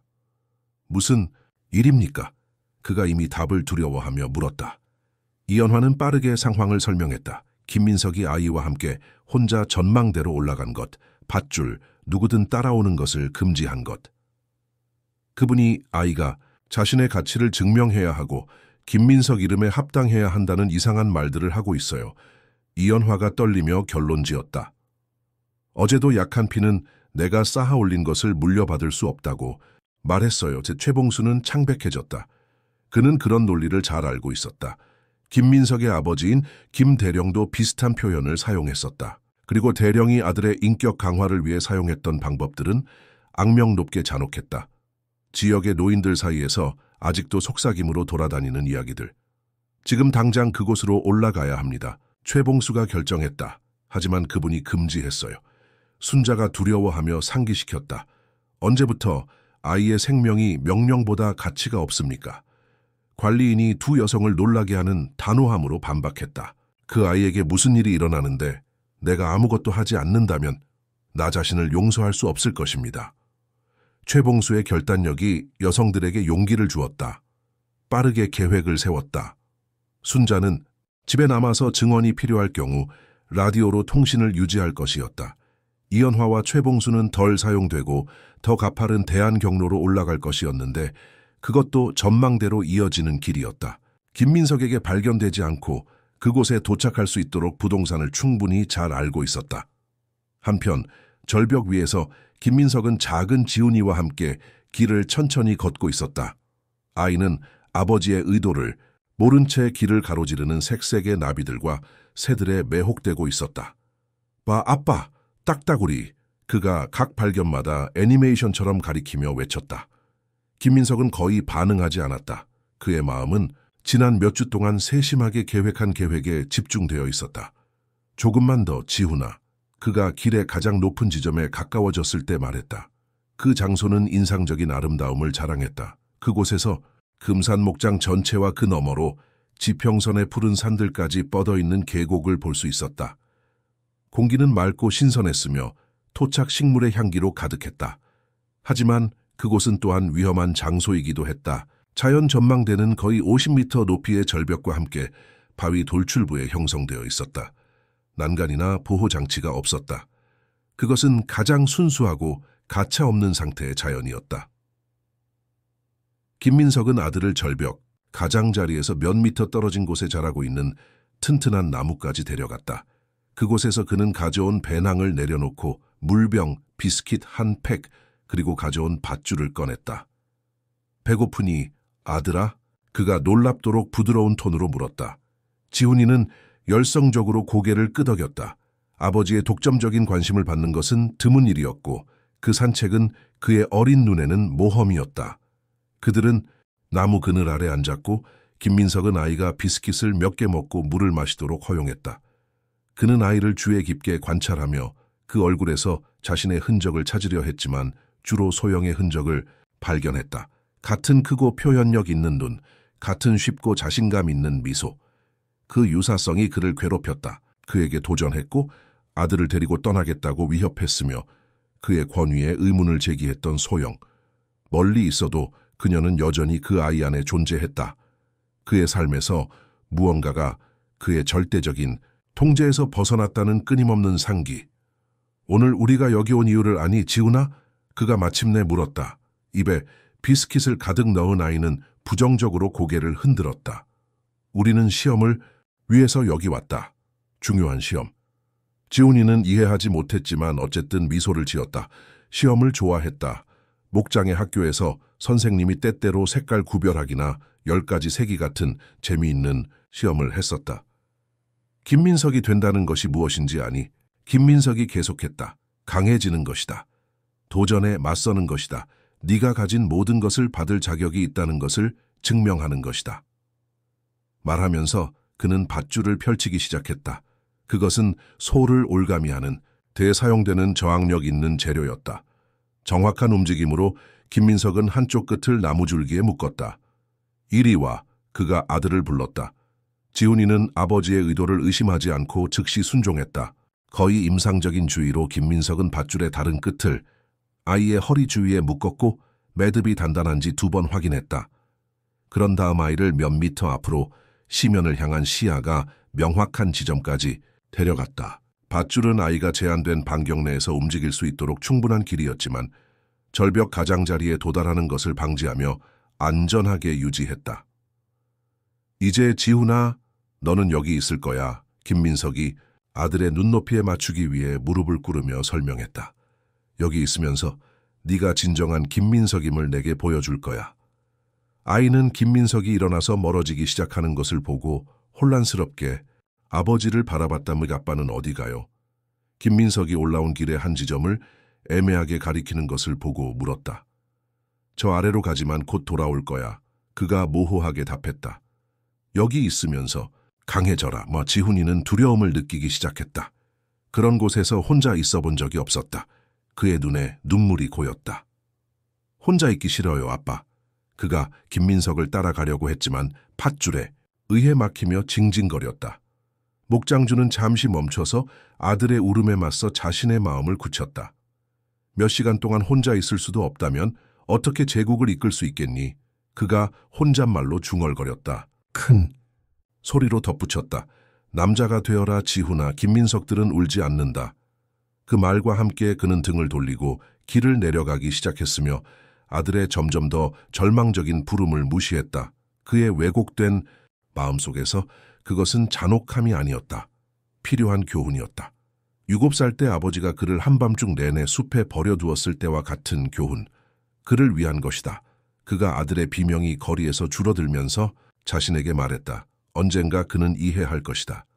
하지만 김민석은 그의 모든 권력과 영향력으로도 그 절벽에서 무슨 일이 일어날지 예측할 수 없었다. 맑은 파란색으로 밝아왔던 하늘이 빠르게 변하기 시작했다. 어두운 구름들이 지평선에 형성되고 있었는데 여름 동안 산악 지역에서 흔한 갑작스러운 폭풍 중 하나를 예고하고 있었다. 바람이 강해지면서 나무 가지들을 흔들고 특유의 비 냄새를 가져왔다. 절벽 위에서 작은 지훈이는 무서워하고 혼란스러워하며 울고 있었다. 아버지가 사라진 방향으로 따라가려고 반복적으로 시도했지만 허리에 묶인 밧줄에 의해 제지당했다. 몇 분의 좌절된 시도 후 그는 바위 바닥에 앉아서 자신의 무릎을 껴안았다. 엄마, 그가 가끔 밤에 악몽에서 깨어날 때처럼 낮게 불렀다. 하지만 소영은 그를 위로하기 위해 거기에 없었다. 이연화도 순자도 목장에 친숙한 얼굴들도 없었다. 유일한 소리는 점점 더 강해지는 바람과 폭풍 전에 피할 곳을 찾아 서둘러 날아가는 새들의 소리였다. 한편 대안길에서 최봉수와 이연화는 할 수 있는 한 빨리 전진하고 있었다. 길은 가파르고 거의 사용되지 않았으며 통과를 어렵게 하는 초목으로 덮여 있었다. 그런 지형에서의 하이킹에 덜 익숙한 유모는 노력으로 숨을 헐떡였지만 속도를 늦추지 않았다. 그녀가 느끼는 긴급함은 어떤 신체적 피로보다도 컸다. 거의 다 왔습니다. 최봉수가 위쪽에 빈터를 가리키며 격려했다. 그 지점에서 발견되지 않고 전망대를 볼 수 있을 것입니다. 올라가면서 관리인은 길뿐만 아니라 날씨의 변화에도 주의를 기울였다. 신호들을 잘 알고 있었다. 공기 중의 압력, 방향을 바꾸는 바람, 숲의 동물들이 몸을 숨기는 것. 강한 폭풍이 오고 있었고 전망대는 폭풍이 올 때 누군가가 있어야 할 마지막 장소였다. 빨라져야 합니다. 그가 이연화보다는 자신에게 더 중얼거렸다. 날씨가 악화되고 있습니다.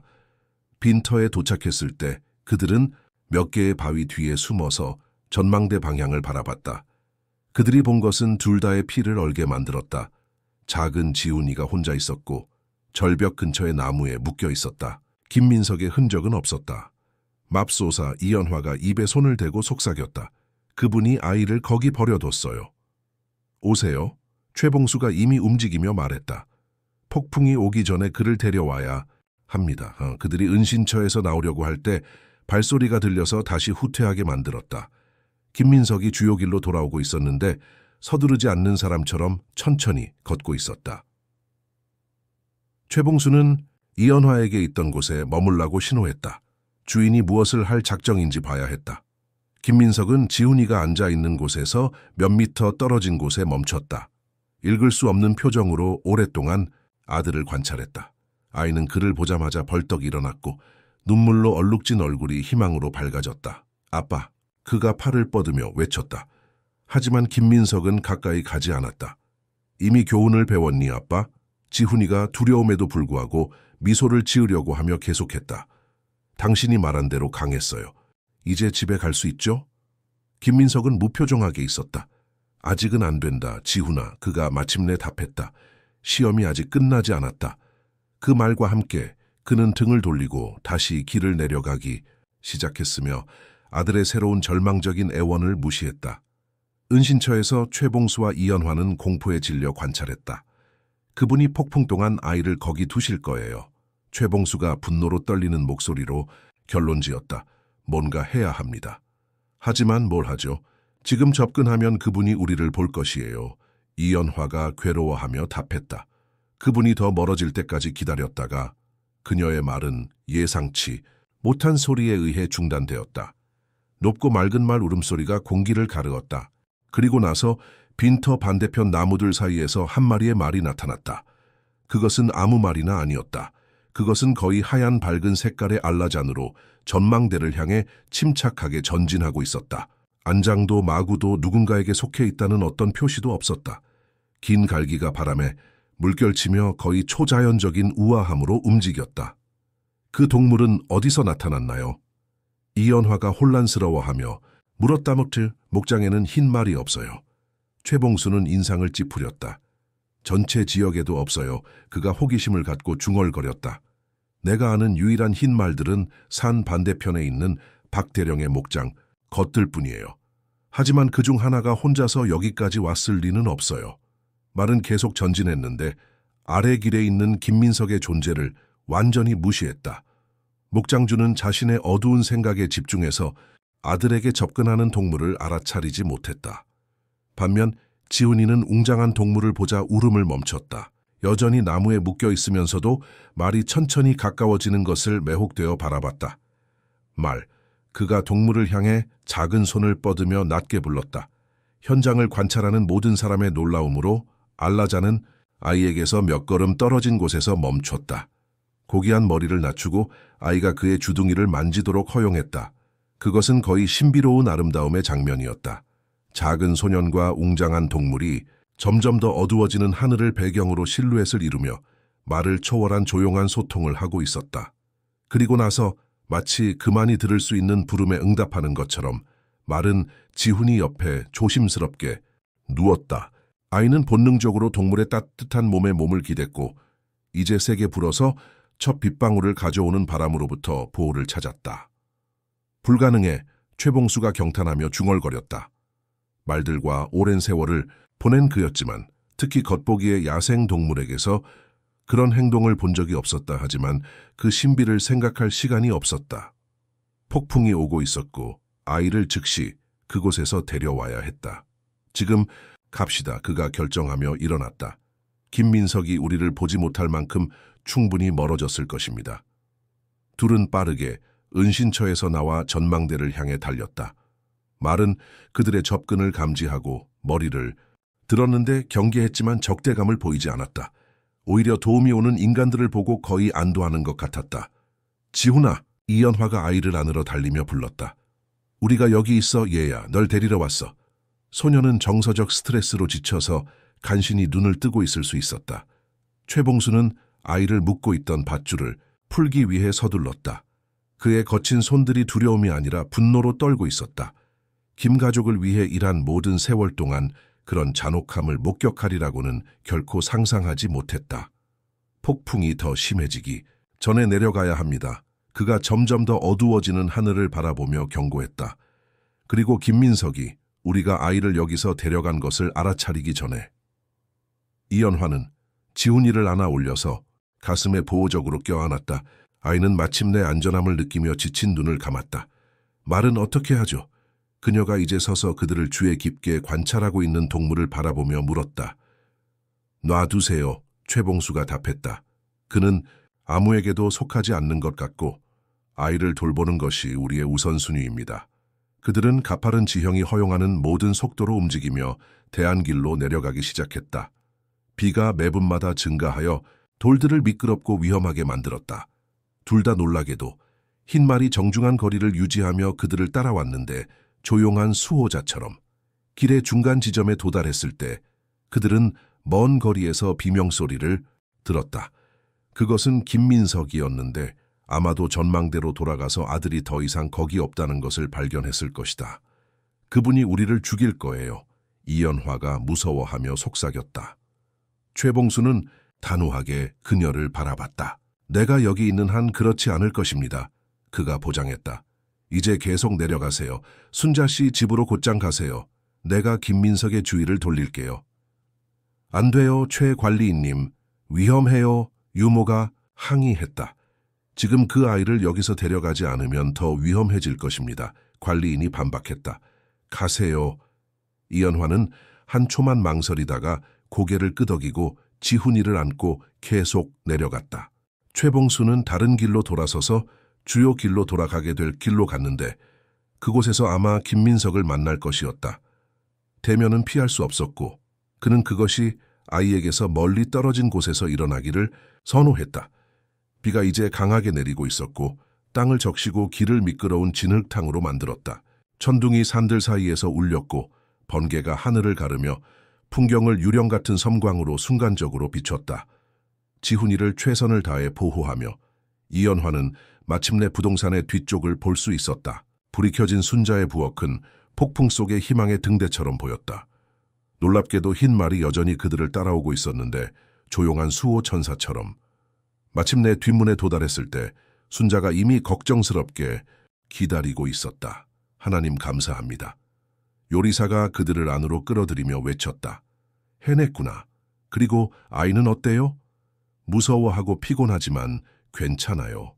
이연화가 지훈이를 장작, 난로, 가까이 있는 의자에 부드럽게 내려놓으며 답했다.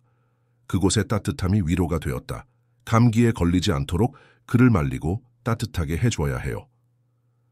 두 여성이 아이를 돌보는 동안 외부에서 분노한 비명이 들려왔다.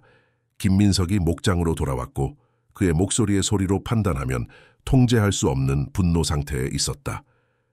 이 집에서는 아무도 믿을 수 없다는 걸 알았어야 했다. 그가 고함쳤다. 내 아들이 어디 있어? 다른 직원들의 목소리가 성공 없이 그를 진정시키려고 했다. 그리고 나서 모든 사람의 피를 얼게 만든 소리. 총성, 맙소사, 그분이 무장하고 계세요. 순자가 너무 지쳐서 주변의 혼란을 등록하지 못한 채 마침내 잠든 지훈이를 보호적으로 껴안으며 속삭였다. 어떻게 하죠? 답은 높은 말 울음소리의 형태로 왔다. 외부 안뜰에 머물렀던 흰말이 갑자기 부엌 문 앞에 자리를 잡았는데 마치 어떤 위협으로부터도 출입을 막는 것처럼 그의 장엄한 자세가 토렌셜 비와 번개와 결합되어 거의 신화적인 이미지를 만들었다. 부엌에 접근하고 있던 김민석은 동물을 보자 갑자기 멈췄다. 잠깐 동안 남자와 말이 긴장으로 가득한 침묵 속에서 서로를 바라봤다. 시간이 그 순간에 멈춘 것 같았는데 폭풍이 주위에서 울부짖고 번개가 안뜰에 춤추는 그림자를 던지고 있었다. 그리고 나서 놀라운 일이 일어났다. 말이 김민석을 향해 천천히 전진했다. 위협적인 방식이 아니라 일반적인 동물 행동을 초월하는 것 같은 존엄과 목적을 가지고 목장주에게서 몇 걸음 떨어진 곳에서 멈추고 너무나 꿰뚫는 너무나 의식으로 가득한 시선으로 그를 바라봤는데 김민석이 무의식적으로 한 걸음 뒤로 물러났다. 이게 무슨 동물이야? 그가 떨리는 목소리로 물었다. 아무도 답하지 않았다. 안전한 거리에 모인 직원들이 매혹과 두려움이 뒤섞인 표층으로 장면을 관찰했다. 말이 다시 움직였는데 이제 김민석 주위를 천천히 돌고 있었는데 마치 포식자가 먹이를 연구하는 것처럼 나중에 많은 사람들이 특히 번개가 장면을 비출 때 동물의 눈에서 초자연적인 빛을 보았다고 맹세할 것이다. 마침내 최봉수가 도착했을 때였는데 흠뻑 젖고 숨을 헐떡이고 있었다. 그는 김민석이 앉들 한가운데 서 있고 여전히 손에 무기를 들고 있으며 신비로운 춤을 추며 흰 말에게 둘러싸여 있는 것을 보았다. 금산목장을 강타하고 있던 폭풍은 부동산에 설치된 혼란을 반영하는 것 같았다. 본관 안에서는 전기 불안정으로 불빛이 깜박였고 외부 안뜰에서는 토렌셜 비 아래 초현실적인 장면이 펼쳐지고 있었다. 주변의 모든 것과 모든 사람을 통제했던 김민석이 그를 둘러싸고 있는 웅장한 흰말 앞에서 갑자기 작고 연약해 보였다.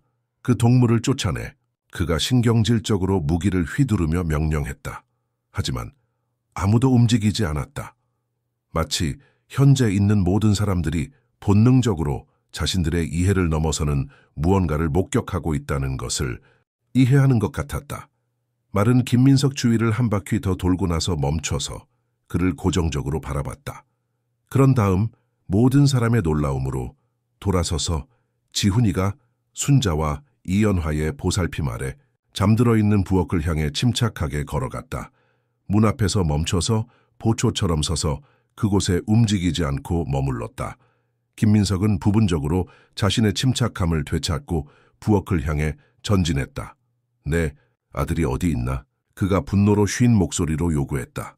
최봉수가 답했는데 주인과 부엌 입구 사이에 자신을 두었다. 안전합니다, 김 선생님. 그리고 그렇게 계속되는 것이 좋겠습니다. 목장주는 자신의 가장 오래되고 충성스러운 직원의 불복종에 믿을 수 없다는 듯이 눈을 가늘게 떴다. 내 앞에서 비켜, 최봉수. 이것은 너와 상관없는 일이다. 아이의 안전에 관한 일이라면 나와 모든 상관이 있습니다. 관리인이 단호하게 답했다. 오늘 선생님이 하신 일, 폭풍 동안 절벽 근처에 아이를 묶어 놓으신 것, 그것은 옳지 않습니다. 김민석은 건조하고 유머 없는 웃음을 터뜨렸다. 옳지 않다고? 내 아들의 교육에서 무엇이 옳고 그른지 판단할 자격이 너에게 있다고. 내 아들 말이야. 그의 눈이 번쩍였고 무기를 쥔 손이 약간 떨렸다. 나는 그에게 중요한 교훈을 가르치고 있었을 뿐이다. 내 아버지가 내가 비슷한 나이였을 때 나에게 가르쳤던 것과 같은 교훈. 최봉수는 진심으로 슬프게 고개를 흔들었다. 그리고 선생님이 어떤 분이 되셨는지 보세요. 그것이 아드님에게 원하시는 것입니까? 그 말들이 김민석을 신체적 타격처럼 강타했다. 잠깐 그의 표정이 흔들렸는데 분노 너머의 무언가, 아마도 의심, 아마도 고통을 드러냈다. 하지만 빠르게 자신을 추스렸다. 대화는 끝이다. 내 앞에서 비켜. 아니면 그가 무기를 들어 최봉수를 겨누었다. 관리인은 움직이지 않았다. 아니면 뭐 하시겠습니까, 김 선생님? 저를 쏘시겠습니까? 이 모든 증인들 앞에서. 그는 이제 충돌에 이끌려 모여든 여러 직원들을 손짓으로 가리켰다. 그리고 나서 모두를 침묵시키기 위해 그들도 쏘시겠습니까? 공기 중에 긴장감이 만져질 수 있을 정도였다. 오랜 초 동안 아무도 움직이거나 말하지 않았다. 빗소리와 먼 천둥 소리만이 침묵을 깨뜨렸다. 그리고 나서 예상치 못하게 다른 소리가 들렸다. 폭풍에 놀라 깨어난 지훈이의 울음소리. 그 순수한 소리가 김민석 안의 무언가를 깨뜨린 것 같았다.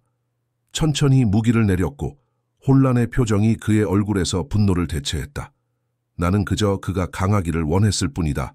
그가 다른 사람들보다는 자신에게 더 중얼거렸다. 이 세상에서 살아남기에 충분할 만큼 강하게. 최봉수는 취약한 순간을 이용했다. 세상이 선생님이 생각하시는 만큼 혹독할 필요는 없습니다. 특히 아이에게는요. 그는 주인을 향해 조심스럽게 한 걸음 내디뎠다. 이제 왜 그 무기를 건네주지 않으시고 모두 들어가지 않겠습니까? 비가 내리고 있고 이런 조건에서는 좋은 결정이 내려지지 않습니다. 잠깐, 김민석이 제안을 받아들일 것 같았다. 하지만 그때 그의 눈에 무언가가 변했다. 어두운 결심 아니다. 그가 단호하게 말했다. 너희들은 이해하지 못한다. 결코 이해하지 못할 것이다. 그는 갑자기 돌아서서 본관을 향해 걸어갔는데 그를 흠뻑 적시는 비를 무시했다. 문에서 그는 멈춰서 안뜰에 모인 그룹에게 마지막 시선을 던졌다. 너희들은 이것을 후회할 것이다. 그가 저택 안으로 사라지기 전에 위협했다. 직원들의 그룹에 집단적인 안도의 한숨이 퍼졌다. 흠뻑 젖고 지친 최봉수는 부엌벽에 기댔다. 이것은 끝나지 않았다. 그가 다른 사람들에게 경고했다. 주인을 안다. 그는 이것을 그냥 넘어가지 않을 것이다. 순자가 지훈이를 팔에 안고 접근했다. 아이는 여전히 졸리면서 무서운 눈으로 주위를 둘러봤다. 어떻게 하죠? 요리사가 목소리에 고뇌를 담아 물었다. 누군가 답할 수 있기 전에 엔진 소리가 폭풍 후에 뒤따른 침묵을 깨뜨렸다. 목장의 주요 도로에서 2대의 차가 나타났다. 지역 경찰의 순찰차와 신중하지만 우아한 검은 세단. 누구죠? 직원 중 하나가 긴장하며 물었다. 최봉수는 새로 온 사람들을 식별하려고 눈을 가늘게 떴다. 경찰, 그것은 안다. 다른 차는... 문장을 완성할 필요가 없었다. 검은 세단에서 모든 사람을 놀라게 만든 인물이 나타났다. 약 30세의 여성, 간단한 쪽머리로 묶은 검은 머리, 가느다란 태의 안경을 쓰고 우아하지만 신중한 옷을 입고 있었다. 그들이 기억하는 것과는 다른 외모에도 불구하고 그녀의 정체에 대한 의심은 없었다. 박 박사님, 이연화가 충격에 얼굴에 손을 대며 외쳤다. 실제로 그것은 박소영이었는데 지훈이의 어머니이자 김민석의 전 동반자로 모든 사람이 스위스의 클리닉에 입원해 있다고 믿고 있었다. 그녀는 부엌에 모인 그룹을 향해 빠르게 걸었는데 순자의 팔에 있는 아들에게 시선이 고정되어 있었다. 지훈아, 그녀가 감정에 목매인 목소리로 불렀다. 아이는 어머니의 목소리를 듣자 즉시 돌아봤다. 그의 눈이 인식으로 커졌다. 엄마! 그가 그녀를 향해 팔을 뻗으며 외쳤다. 재회는 감동적이었다. 소영이 아들을 힘껏 껴안았고 눈물이 그녀의 얼굴을 자유롭게 흘러내렸다. 직원들이 장면을 지켜봤는데 몇몇은 감정에 울기도 했다. 어떻게? 최봉수가 혼란스러워하며 묻기 시작했다. 부인께서는 여기에 우리는 생각했는데 제가 스위스에 있어서 치료받고 있다고요? 소영이 여전히 아들을 껴안고 있으면서 완성했다. 그것은 김민석이 모든 사람이 믿기를 원했던 것입니다. 그녀의 얼굴이 전 동반자를 언급할 때 굳어졌다. 진실은 매우 다릅니다. 그녀가 계속하기 전에 경찰관 중 하나가 접근했다. 박, 부인 김 씨와 이야기해야 합니다. 그분이 어디 계시죠? 최봉수가 본관을 가리켰다. 몇 분 전에 거기 들어가셨습니다. 하지만 경고해야겠는데 그분은 무장하고 있고 매우 흥분 상태입니다. 경찰관들은 걱정스러운 시선을 교환하고 저택을 향해 걸어갔는데 어떤 상황에든 준비된 차에 손을 무기에 올렸다. 소영이 직원들에게 돌아섰다. 여러분이 혼란스러우실 것이고 제가 설명을 드려야겠지만 먼저 알아야 할 것이 있습니다. 오늘 여기서 무슨 일이 있었나요? 지훈이가 위험에 처해 있다는 익명의 전화를 받았어요. 이연화가 이야기를 들려주었는데 김민석이 어떻게 아이를 전망대로 데려가서 절벽 근처에 묶어놓고 폭풍 동안 그를 거기 남겨두었는지 시험의 일부로서 묘사했다. 각 단어마다 소영의 얼굴이 더욱 창백해졌다. 알고 있었어요. 그녀가 유모가 끝마쳤을 때 중얼거렸다. 항상 그가 그런 일을 할 수 있다는 것을 알고 있었어요. 그래서 몇 달 전에 지훈이와 함께 도망치려고 했던 것입니다. 그녀는 여전히 아들을 단단히 잡고 있으면서 근처 의자에 앉았다. 그날 목장을 떠났을 때 사고 같은 것은 없었어요. 김민석이 저와 지훈이가 타고 있던 차를 도시로 가는 길에서 가로막았어요. 그는 이미 제가 영원히 떠날 계획을 알고 있었어요. 회상하며 그녀의 목소리가 떨렸다. 논쟁이 있었어요. 그는 지훈이를 강제로 빼앗고 저를 위협했어요. 만약 제가 협조하지 않으면 다시는 제 아들을 볼 수 없을 것이라고 말했어요. 여성들이 공포에 질려 숨을 들이마셨다. 최봉수는 전에 경험해본 적 없는 분노를 느끼며 주먹을 꽉 쥐었다. 그는 저를 상파울루 내륙에 있는 그의 친구 소유의 사설 클리닉에 가도록 강요했어요.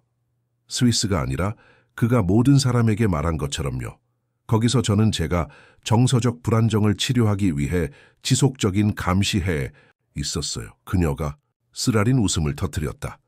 실제로는 위장된 감옥이었어요. 전화도 인터넷도 외부 세계와의 접촉도 없었어요. 지훈이는 어머니의 긴장을 느끼고 그녀의 팔에 더 깊이 안겼다. 소영이 그의 머리 꼭대기에 키스하며 그를 위해 스스로를 진정시키려고 했다. 어떻게 나오셨어요? 순자가 감탄하며 물었다. 클리닉의 간호사 중 한 명이요. 그녀가 김민석과 원장 사이의 대화를 들은 후 제 상황을 의심하기 시작했어요. 그들은 제가 선을 따를 때까지 저를 무기한으로 그곳에 가둬두는 것에 대해 이야기하고 있었어요. 소영이 한숨을 쉬었다. 간호사가 자신의 직업을 위험에 빠뜨리고 저를 도와주었어요. 그녀의 휴대폰을 빌려주어서 제 환경운동 그룹의 몇몇 친구들과 연락할 수 있었어요. 그들이 변호사들을 움직여서 차례로 당국을 개입시켰어요. 모든 사람의 눈이 몇 분 전에 경찰관들이 들어간 본관으로 향했다. 이제 어떻게 되나요? 이연화가 걱정스럽게 물었다 말이제요. 김민석은 그가 한 모든 것에 대해 답할 것입니다. 소영이 결연하게 답했다. 감금, 강요, 아동 학대, 목록이 깁니다. 하지만 즉각적인 실용적인 우려가 있었다. 우리는 여기 머물 수 없어요. 최봉수가 주위를 둘러보며 말했다. 비록 경찰이 오늘 그를 데려간다 해도 이곳은 여전히 그의 재산이에요. 그리고 그는 많은 권력 있는 동맹들을 가지고 있어요. 소영이 고개를 끄덕였다. 이미 생각했어요. 모든 것이 법적으로 해결될 때까지 지훈이와 제가 머물 안전한 곳을 준비해 놓았어요. 그 순간 부엌문에서의 움직임이 모든 사람의 주의를 끌었다. 전체 대화 동안 조용히 머물렀던 흰 말이 마치 토론에 참여하고 싶어하는 것처럼 환경으로 몇 걸음 들어왔다. 지훈이는 그를 보자 미소를 지으며 손을 뻗었다. 말, 그가 즐겁게 외쳤다. 소영이 혼란스럽게 동물을 바라봤다. 그 말은 어디서 왔나요? 이연화와 최봉수가 설명할 수 없는 것을 어떻게 설명해야 할지 모르며 시선을 교환했다. 아무도 확실히 모릅니다. 관리인이 마침내 답했다. 그는 전망대에 나타나서 지훈이를 폭풍으로부터 보호했고 그 다음에 우리를 여기까지 따라왔어요. 생물학자가 과학적 관심으로 동물을 연구했는데 그녀가 알고 있는 특정 품종에 해당하지 않는 거의 흰색의 특이한 털과 장엄한 자세를 주목했다. 그가 제 아들을 구했어요. 그녀가 목소리에 감사를 담아 간단히 말했다. 마치 그녀의 말을 이해하는 것처럼 말이 더 가까이 접근해서 소영과 지훈이 모두 그를 만질 수 있도록 허용했다. 그것은 인간과 동물 사이의 깊은 연결의 거의 초현실적인 순간이었다. 갑작스러운 소리가 마법을 깨뜨렸다. 부엌 문이 힘차게 열리고 경찰관들이 들어왔는데 심각한 표정이었다. 박 부인, 모든 사람이 즉시 재산에서 나가야 합니다. 나이든 경찰관이 목소리에 긴급함을 담아 말했다. 무슨 일이 있었나요? 소영이 경보를 느끼며 물었다. 김 씨가 불안정한 행동을 보이고 있습니다. 그는 사무실에 바리케이드를 쳤고 우리는 그가 위험한 일을 할 수 있다고 믿을 이유가 있습니다. 더 말할 필요가 없었다. 빠르게 그룹이 떠날 준비를 했다. 직원들이 필수품을 가지러 뛰어갔고 최봉수가 리더십을 맡아 사용 가능한 차량들을 조직했다. 부인과 아이는 저와 함께 트럭에 타세요. 그가 소영에게 말했다. 비 때문에 길이 나쁠 경우를 대비해서 우리가 가진 가장 저항력 있는 차예요.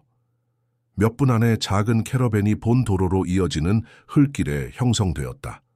소영은 지훈이를 안전하게 팔에 안고 최봉수의 트럭에 탔다.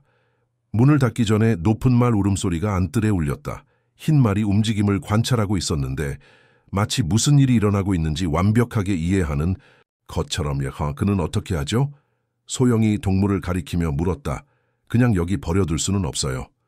최봉수가 머리를 긁었다. 생각에 잠겨.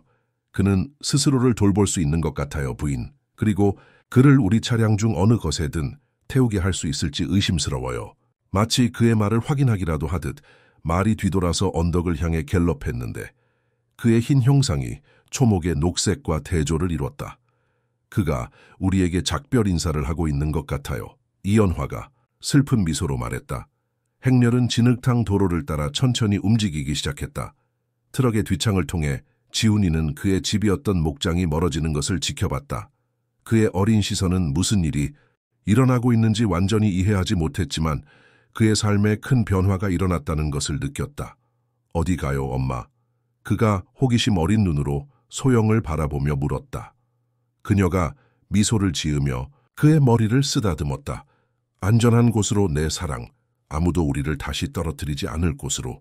금산 목장이 지평선에서 사라지는 동안 차량의 승객들 중 누구도 다음 몇 주 동안 무슨 일이 일어날지 또는 그날이 김민석 가족과 그들 주변의 모든 사람들의 운명을 영원히 어떻게 바꿀지 상상하지 못했다. 6개월이 경상남도 부산의 금산 목장에서의 극적인 사건들로부터 지나갔다. 가을이 경상남도 해안에 왔는데 더 시원한 바람과 온화한 햇살의 오후를 가져왔다. 바다가 있는 작은 나무집에서, 부산에서, 소영은 집 앞에 펼쳐진 거의 사적인 해변에서 모래 위에서 놀고 있는 아들을 지켜보고 있었다. 지훈이는 이제 2살 반이 되어서 개들을 쫓아다니고 모래성을 쌓으며 그의 맑은 웃음이 짠 공기에 울려 퍼졌다. 엄마와 아들의 삶은 완전히 바뀌었다. 그 폭풍의 밤에 목장을 떠난 후 소영은 지훈이를 안전한 곳으로 데려가겠다는 약속을 지켰다. 해변집은 그녀의 외할머니에게 속했는데 돌아가시기 전에 손녀에게 재산을 남겨주신 전통적인 어촌 공동체에서 오랫동안 살았던 여인이었다. 그것은 단순하지만 아늑한 곳이었는데 햇빛이 모든 환경을 채울 수 있도록 하는 넓은 창문들과 바다를 마주하고 있는 베란다가 있었고 이제 소영이 아침을 보내며 환경 보존 프로젝트에서 원격으로 일하는 곳이었다. 지훈아, 너무 멀리 가지 마. 그녀가 아들이 안전하다는 것을 알면서도 불렀다. 해변은 양쪽에 바위 형성으로 보호되어 작은 사적만을 만들었고 그날 바다는 잔잔했다. 그럼에도 불구하고 보호의 모성 본능은 경계를 유지했다. 아들을 지켜보면서 소영은 지난 몇 달의 사건들을 반성했다. 김민석을 둘러싼 사건은 예상치 못한 비율을 얻었다. 감금과 아동학대에 대한 조사로 시작된 것이 당국이 목장의 사무실에서 영향력 있는 정치인들과의 불법 협상과 원주민 토지의 불법 점유 계획과 관련된 타협적인 문서들을 발견했을 때 빠르게 확장되었다. 언론은 처음에 김민석의 영향력 때문에 사건을 신중하게 다루었지만 국가에서 가장 존경받는 기자 중 한 명이 소영과 지훈이에 대한 범죄뿐만 아니라 목장주가 수십 년에 걸쳐 저지른 환경 및 경제 범죄들을 자세히 설명하는 일련의 보고서를 제작했을 때 접근법을 바꾸었다. 처음에 분열되었던 여론은 김민석에게 등을 돌렸다. 투자자들이 그의 프로젝트에서 지원을 철회하고 이전 동맹 정치인들이 그와의 어떤 가까운 관계도 부인하기 시작했을 때 그의 제국이 무너지기 시작했다. 재판은 여전히 진행 중이었지만 그에 대한 증거는 압도적이었다. 김민석은 그의 재산과 국제적 연결을 고려한 도주 위험과 혐의의 심각성 때문에 모든 인신보호영장 신청이 거부되면서 예방구금 상태에 있었다. 하지만 소영에게는 가장 큰 승리가 법적 정의가 아니라 정서적 해방이었다. 몇 달간의 치료 후 그녀는 학대적인 관계와 강제 감금 기간의 트라우마를 극복하기 시작했다. 지훈이에 관해서는 심리적 상처가 덜 보였는데 그의 어린 나이와 회복력의 어린이다운 능력 덕분이었다. 전문 아동 심리학자와의 세션이 아이가 건강한 방식으로 트라우마적 사건들을 처리하도록 도왔고 점진적으로 소영이 희망하기로는 언젠가 완전히 사라질 모호한 기억들로 변환했다. 봐, 엄마. 조개 껍질 찾았어. 지훈이가 작은 손에 작은 소라를 들고 그녀를 향해 달려오며 외쳤다. 아름답다, 내 사랑. 그녀가 아들의 발견을 감탄하며 답했다. 우리의 특별한 컬렉션에 보관하자. 특별한 컬렉션은 해변에서의 일상적인 산책 중에 발견된 조개 껍질, 색깔 있는 돌들, 그리고 다른 작은 보물들로 거의 가득 찬 큰 유리 항아리였다. 그것은 그들이 확립한 의식이었는데 오래된 것들을 대체할 새로운 기억들을 만드는 방법이었다. 접근하는 차 소리가 그 순간을 중단시켰다. 집으로 이어지는 작은 흙길에 친숙한 트럭이 주차했다. 봐, 누가 왔는지. 지훈아, 최 아저씨야. 목장에서의 사건들 후 최봉수는 수십 년 동안 거기서 일했음에도 불구하고 김민석의 서비스에서 사임했다. 더 이상 그것의 일부가 될 수 없어요. 그가 도주 몇 주 후에 소영을 찾았을 때 설명했다. 이미 은퇴 연령에 가까웠던 관리인은 소영이 해변집에 인접한 토지에서 시작한 작은 지속 가능한 농업 프로젝트를 관리하는 데 도움을 달라는 그녀의 초대를 받아들이기로 결정했다. 지훈이는 모래의 조개 껍질을 버리고 방문자를 맞으러 애니메이션처럼 달려갔다. 그는 전 관리인과 강한 유대를 발전시켰는데 아마도 최봉수가 그의 삶에서 긍정적인 남성 인물을 대표했기 때문일 것이다. 김민석이 결코 될 수 없었던 것. 최 아저씨, 최 아저씨. 그가 기쁨으로 뛰며 외쳤다. 나이든 남자가 넓은 미소로 트럭에서 내려와서 아이의 열정적인 포옹을 받기 위해 웅크렸다. 내 작은 탐험가는 어때? 그가 그를 팔에 들어올리며 물었다. 강하게 잘하고 있구나, 응? 최 아저씨, 오늘 엄청나게 큰 개를 봤어, 이만큼. 지훈이가 고전적인 어린이 과장으로 팔을 최대한 벌리며 말했다. 우와, 괴물이었구나. 최봉수가 놀란 척하며 답했다. 다행히 네가 용감하구나. 소영이 미소로 상호작용을 지켜봤다. 모든 일이 일어난 후에도 좋은 사람들이 그들의 삶에 남아있다는 것을 보는 것이 위안이 되었다. 최봉수 외에도 이연화와 순자도 정기적인 연락을 유지하며 가능할 때마다 방문했다. 지훈이를 보호하기 위해 모든 것을 위험에 빠뜨린 사람들의 우정은 그녀가 깊이 소중히 여기는 보물이었다. 당신이 요청한 묘목들을 가져왔어요. 최봉수가 지훈이를 땅에 내려놓은 후 소영에게 말했다. 그리고 파라티의 유기농 농부에게서 얻은 몇 가지 새로운 씨앗들도요. 여기 토양에 잘 적응할 것 같아요. 고마워요, 초회 관리인님. 오늘도 심을까요, 지훈아? 엄마와 초회 아저씨가 정원에서 도와주고 싶어? 아이가 열정적으로 고개를 끄덕였다. 이 몇 달 동안 소영이 발견한 큰 기쁨 중 하나는 아들의 자연에 대한 타고난 관심이었다. 어릴 때부터 지훈이에게 가치관을 강요하려고 했던 김민석과 달리 그녀는 단순히 그를 자연 세계에 노출시키고 그의 타고난 호기심이 유기적으로 꽃피우도록 놔두었다. 집 뒤편의 작은 채소밭을 향해 걸어가면서 지훈이가 갑자기 멈춰서 해변의 더 외진 부분으로 이어지는 길을 가리켰다. 봐, 엄마, 말이 또 거기 있어. 소영과 최봉수가 아이의 시선을 따라갔지만 길가의 빽빽한 초목 외에는 아무것도 보이지 않았다. 무슨 말, 내 사랑, 소영이 부드럽게 물었다. 흰 말, 엄마, 목장에 있던 그 말. 최봉수와 소영이 의미 있는 시선을 교환했다. 지훈이가 그날 그를 구한 신비한 흰 말을 본다고 언급한 것이 처음이 아니었다. 처음에는 그것이 단지 혼란스러운 기억이나 어린이 상상력의 일부라고 추정했었다. 하지만 아이가 동물을 본다는 일관성이 흥미로웠다. 그가 거기 있어, 우리를 보고 있어. 지훈이가 확신을 가지고 주장했다. 다시 한번 어른들이 가리킨 방향을 바라봤지만 아무것도 보지 못했다. 최봉수가 아이 옆에 웅크렸다. 그 말이 뭘 하고 있니, 지훈아? 그냥 보고 있어, 최 아저씨. 항상 보다가 가버려. 그리고 항상 와? 소영이 호기심을 가지고 물었다. 지훈이가 고개를 끄덕였다. 때때로 내가 모래에서 혼자 놀 때 절대 가까이 오지 않고 그냥 멀리서 봐. 아이의 흔들리지 않는 확신 속에 있는 무언가가 소영의 등골을 오싹하게 만들었다. 과학자로서 그녀는 항상 초자연적이거나 설명할 수 없는 현상에 대해 회의적이었다. 하지만 목장에서 그날 목격한 모든 것 후에 말의 신비한 출현, 아들을 보호한 방식, 그녀의 확신에 대해 덜 확실했다. 아마도 그것은 그의 수호 영혼일 거야. 최봉수가 작은 미소로 제안했다.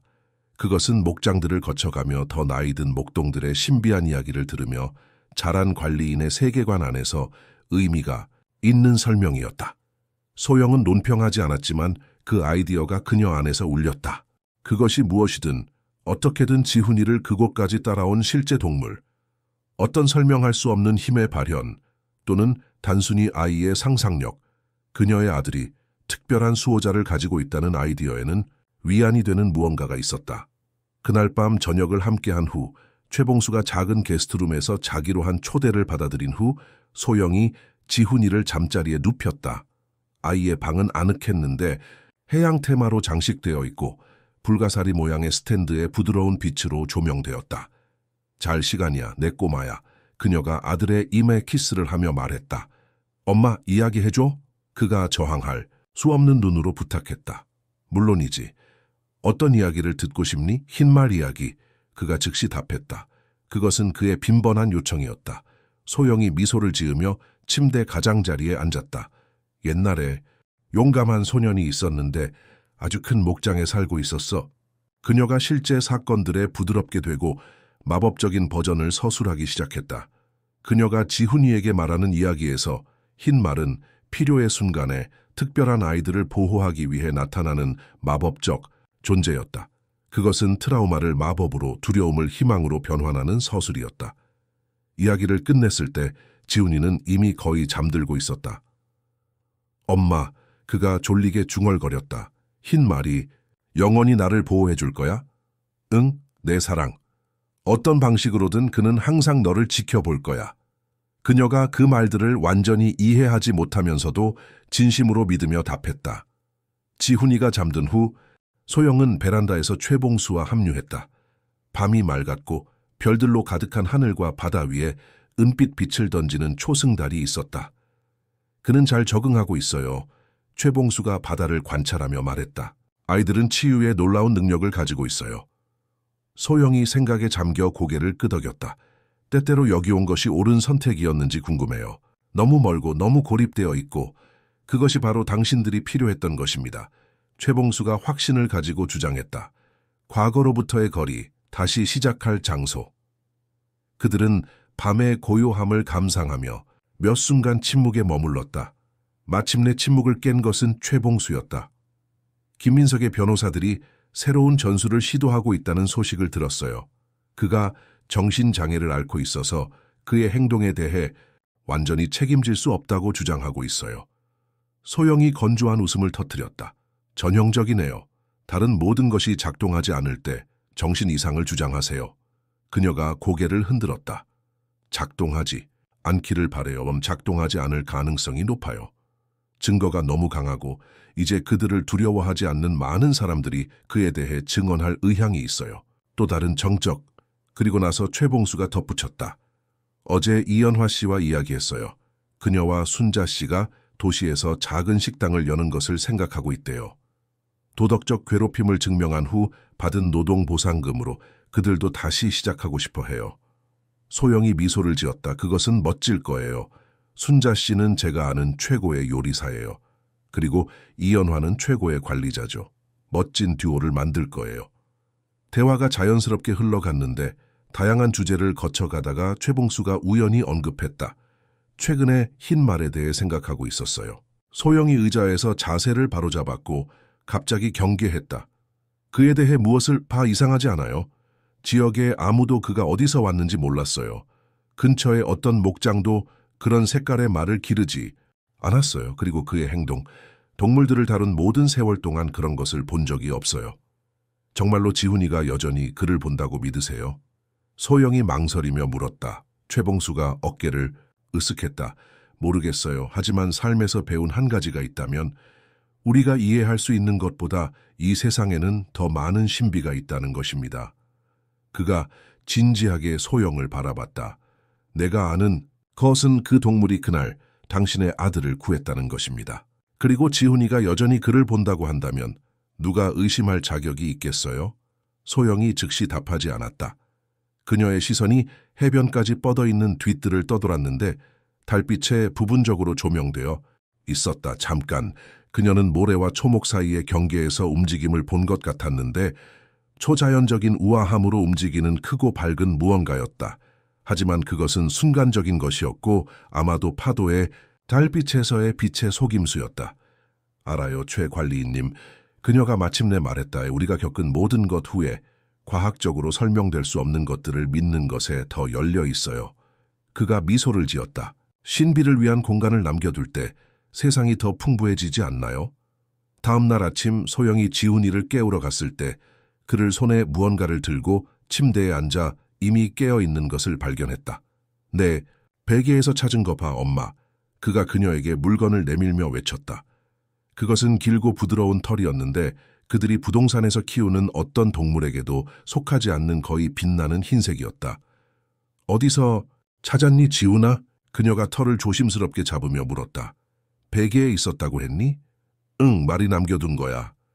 꿈에서 나를 방문해서 항상 나를 보호할 거라고 말했어. 소영은 목이 메는 것을 느꼈다. 그 신비한 털에 대한 합리적인 설명을 만들어낼 수 있었지만 그녀 안에 무언가가 아들에게서 그 믿음의 위안을 부인하는 것을 거부했다.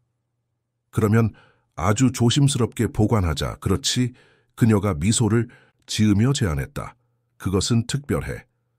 지훈이가 열정적으로 동의했고 함께 그들은 특별한 보물을 위해 간직하는 작은 조각된 나무 상자에 털을 넣었다.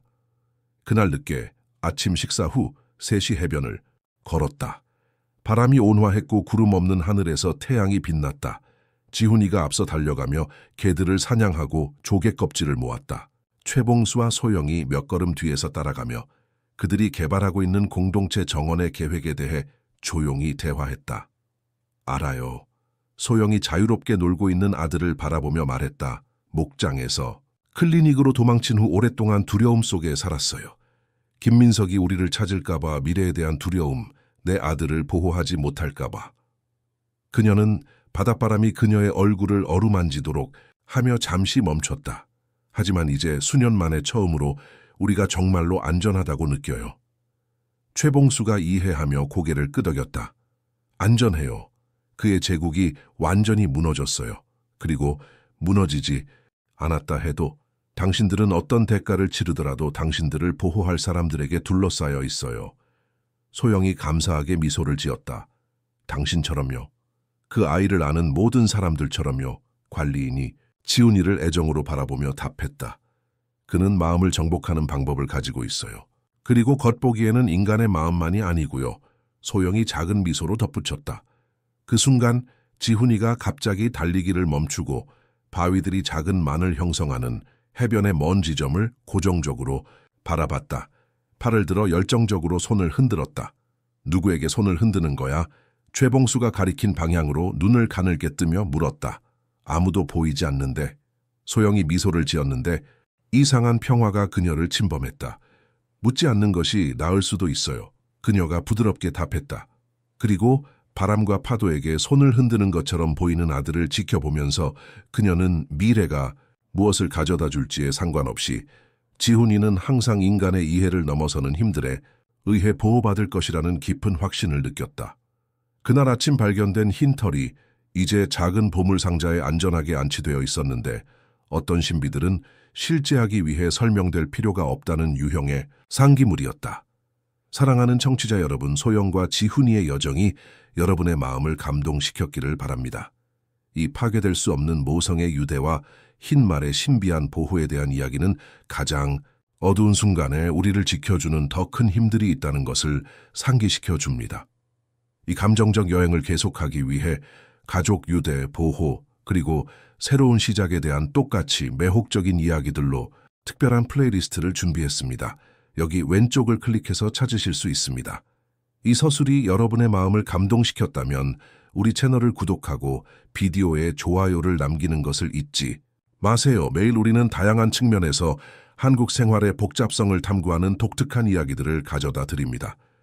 흰말은 소영과 지훈이처럼 그의 여정을 계속하고 우리는 영감을 주고 감동을 주는 이야기들을 말하며 우리의 여정을 계속합니다.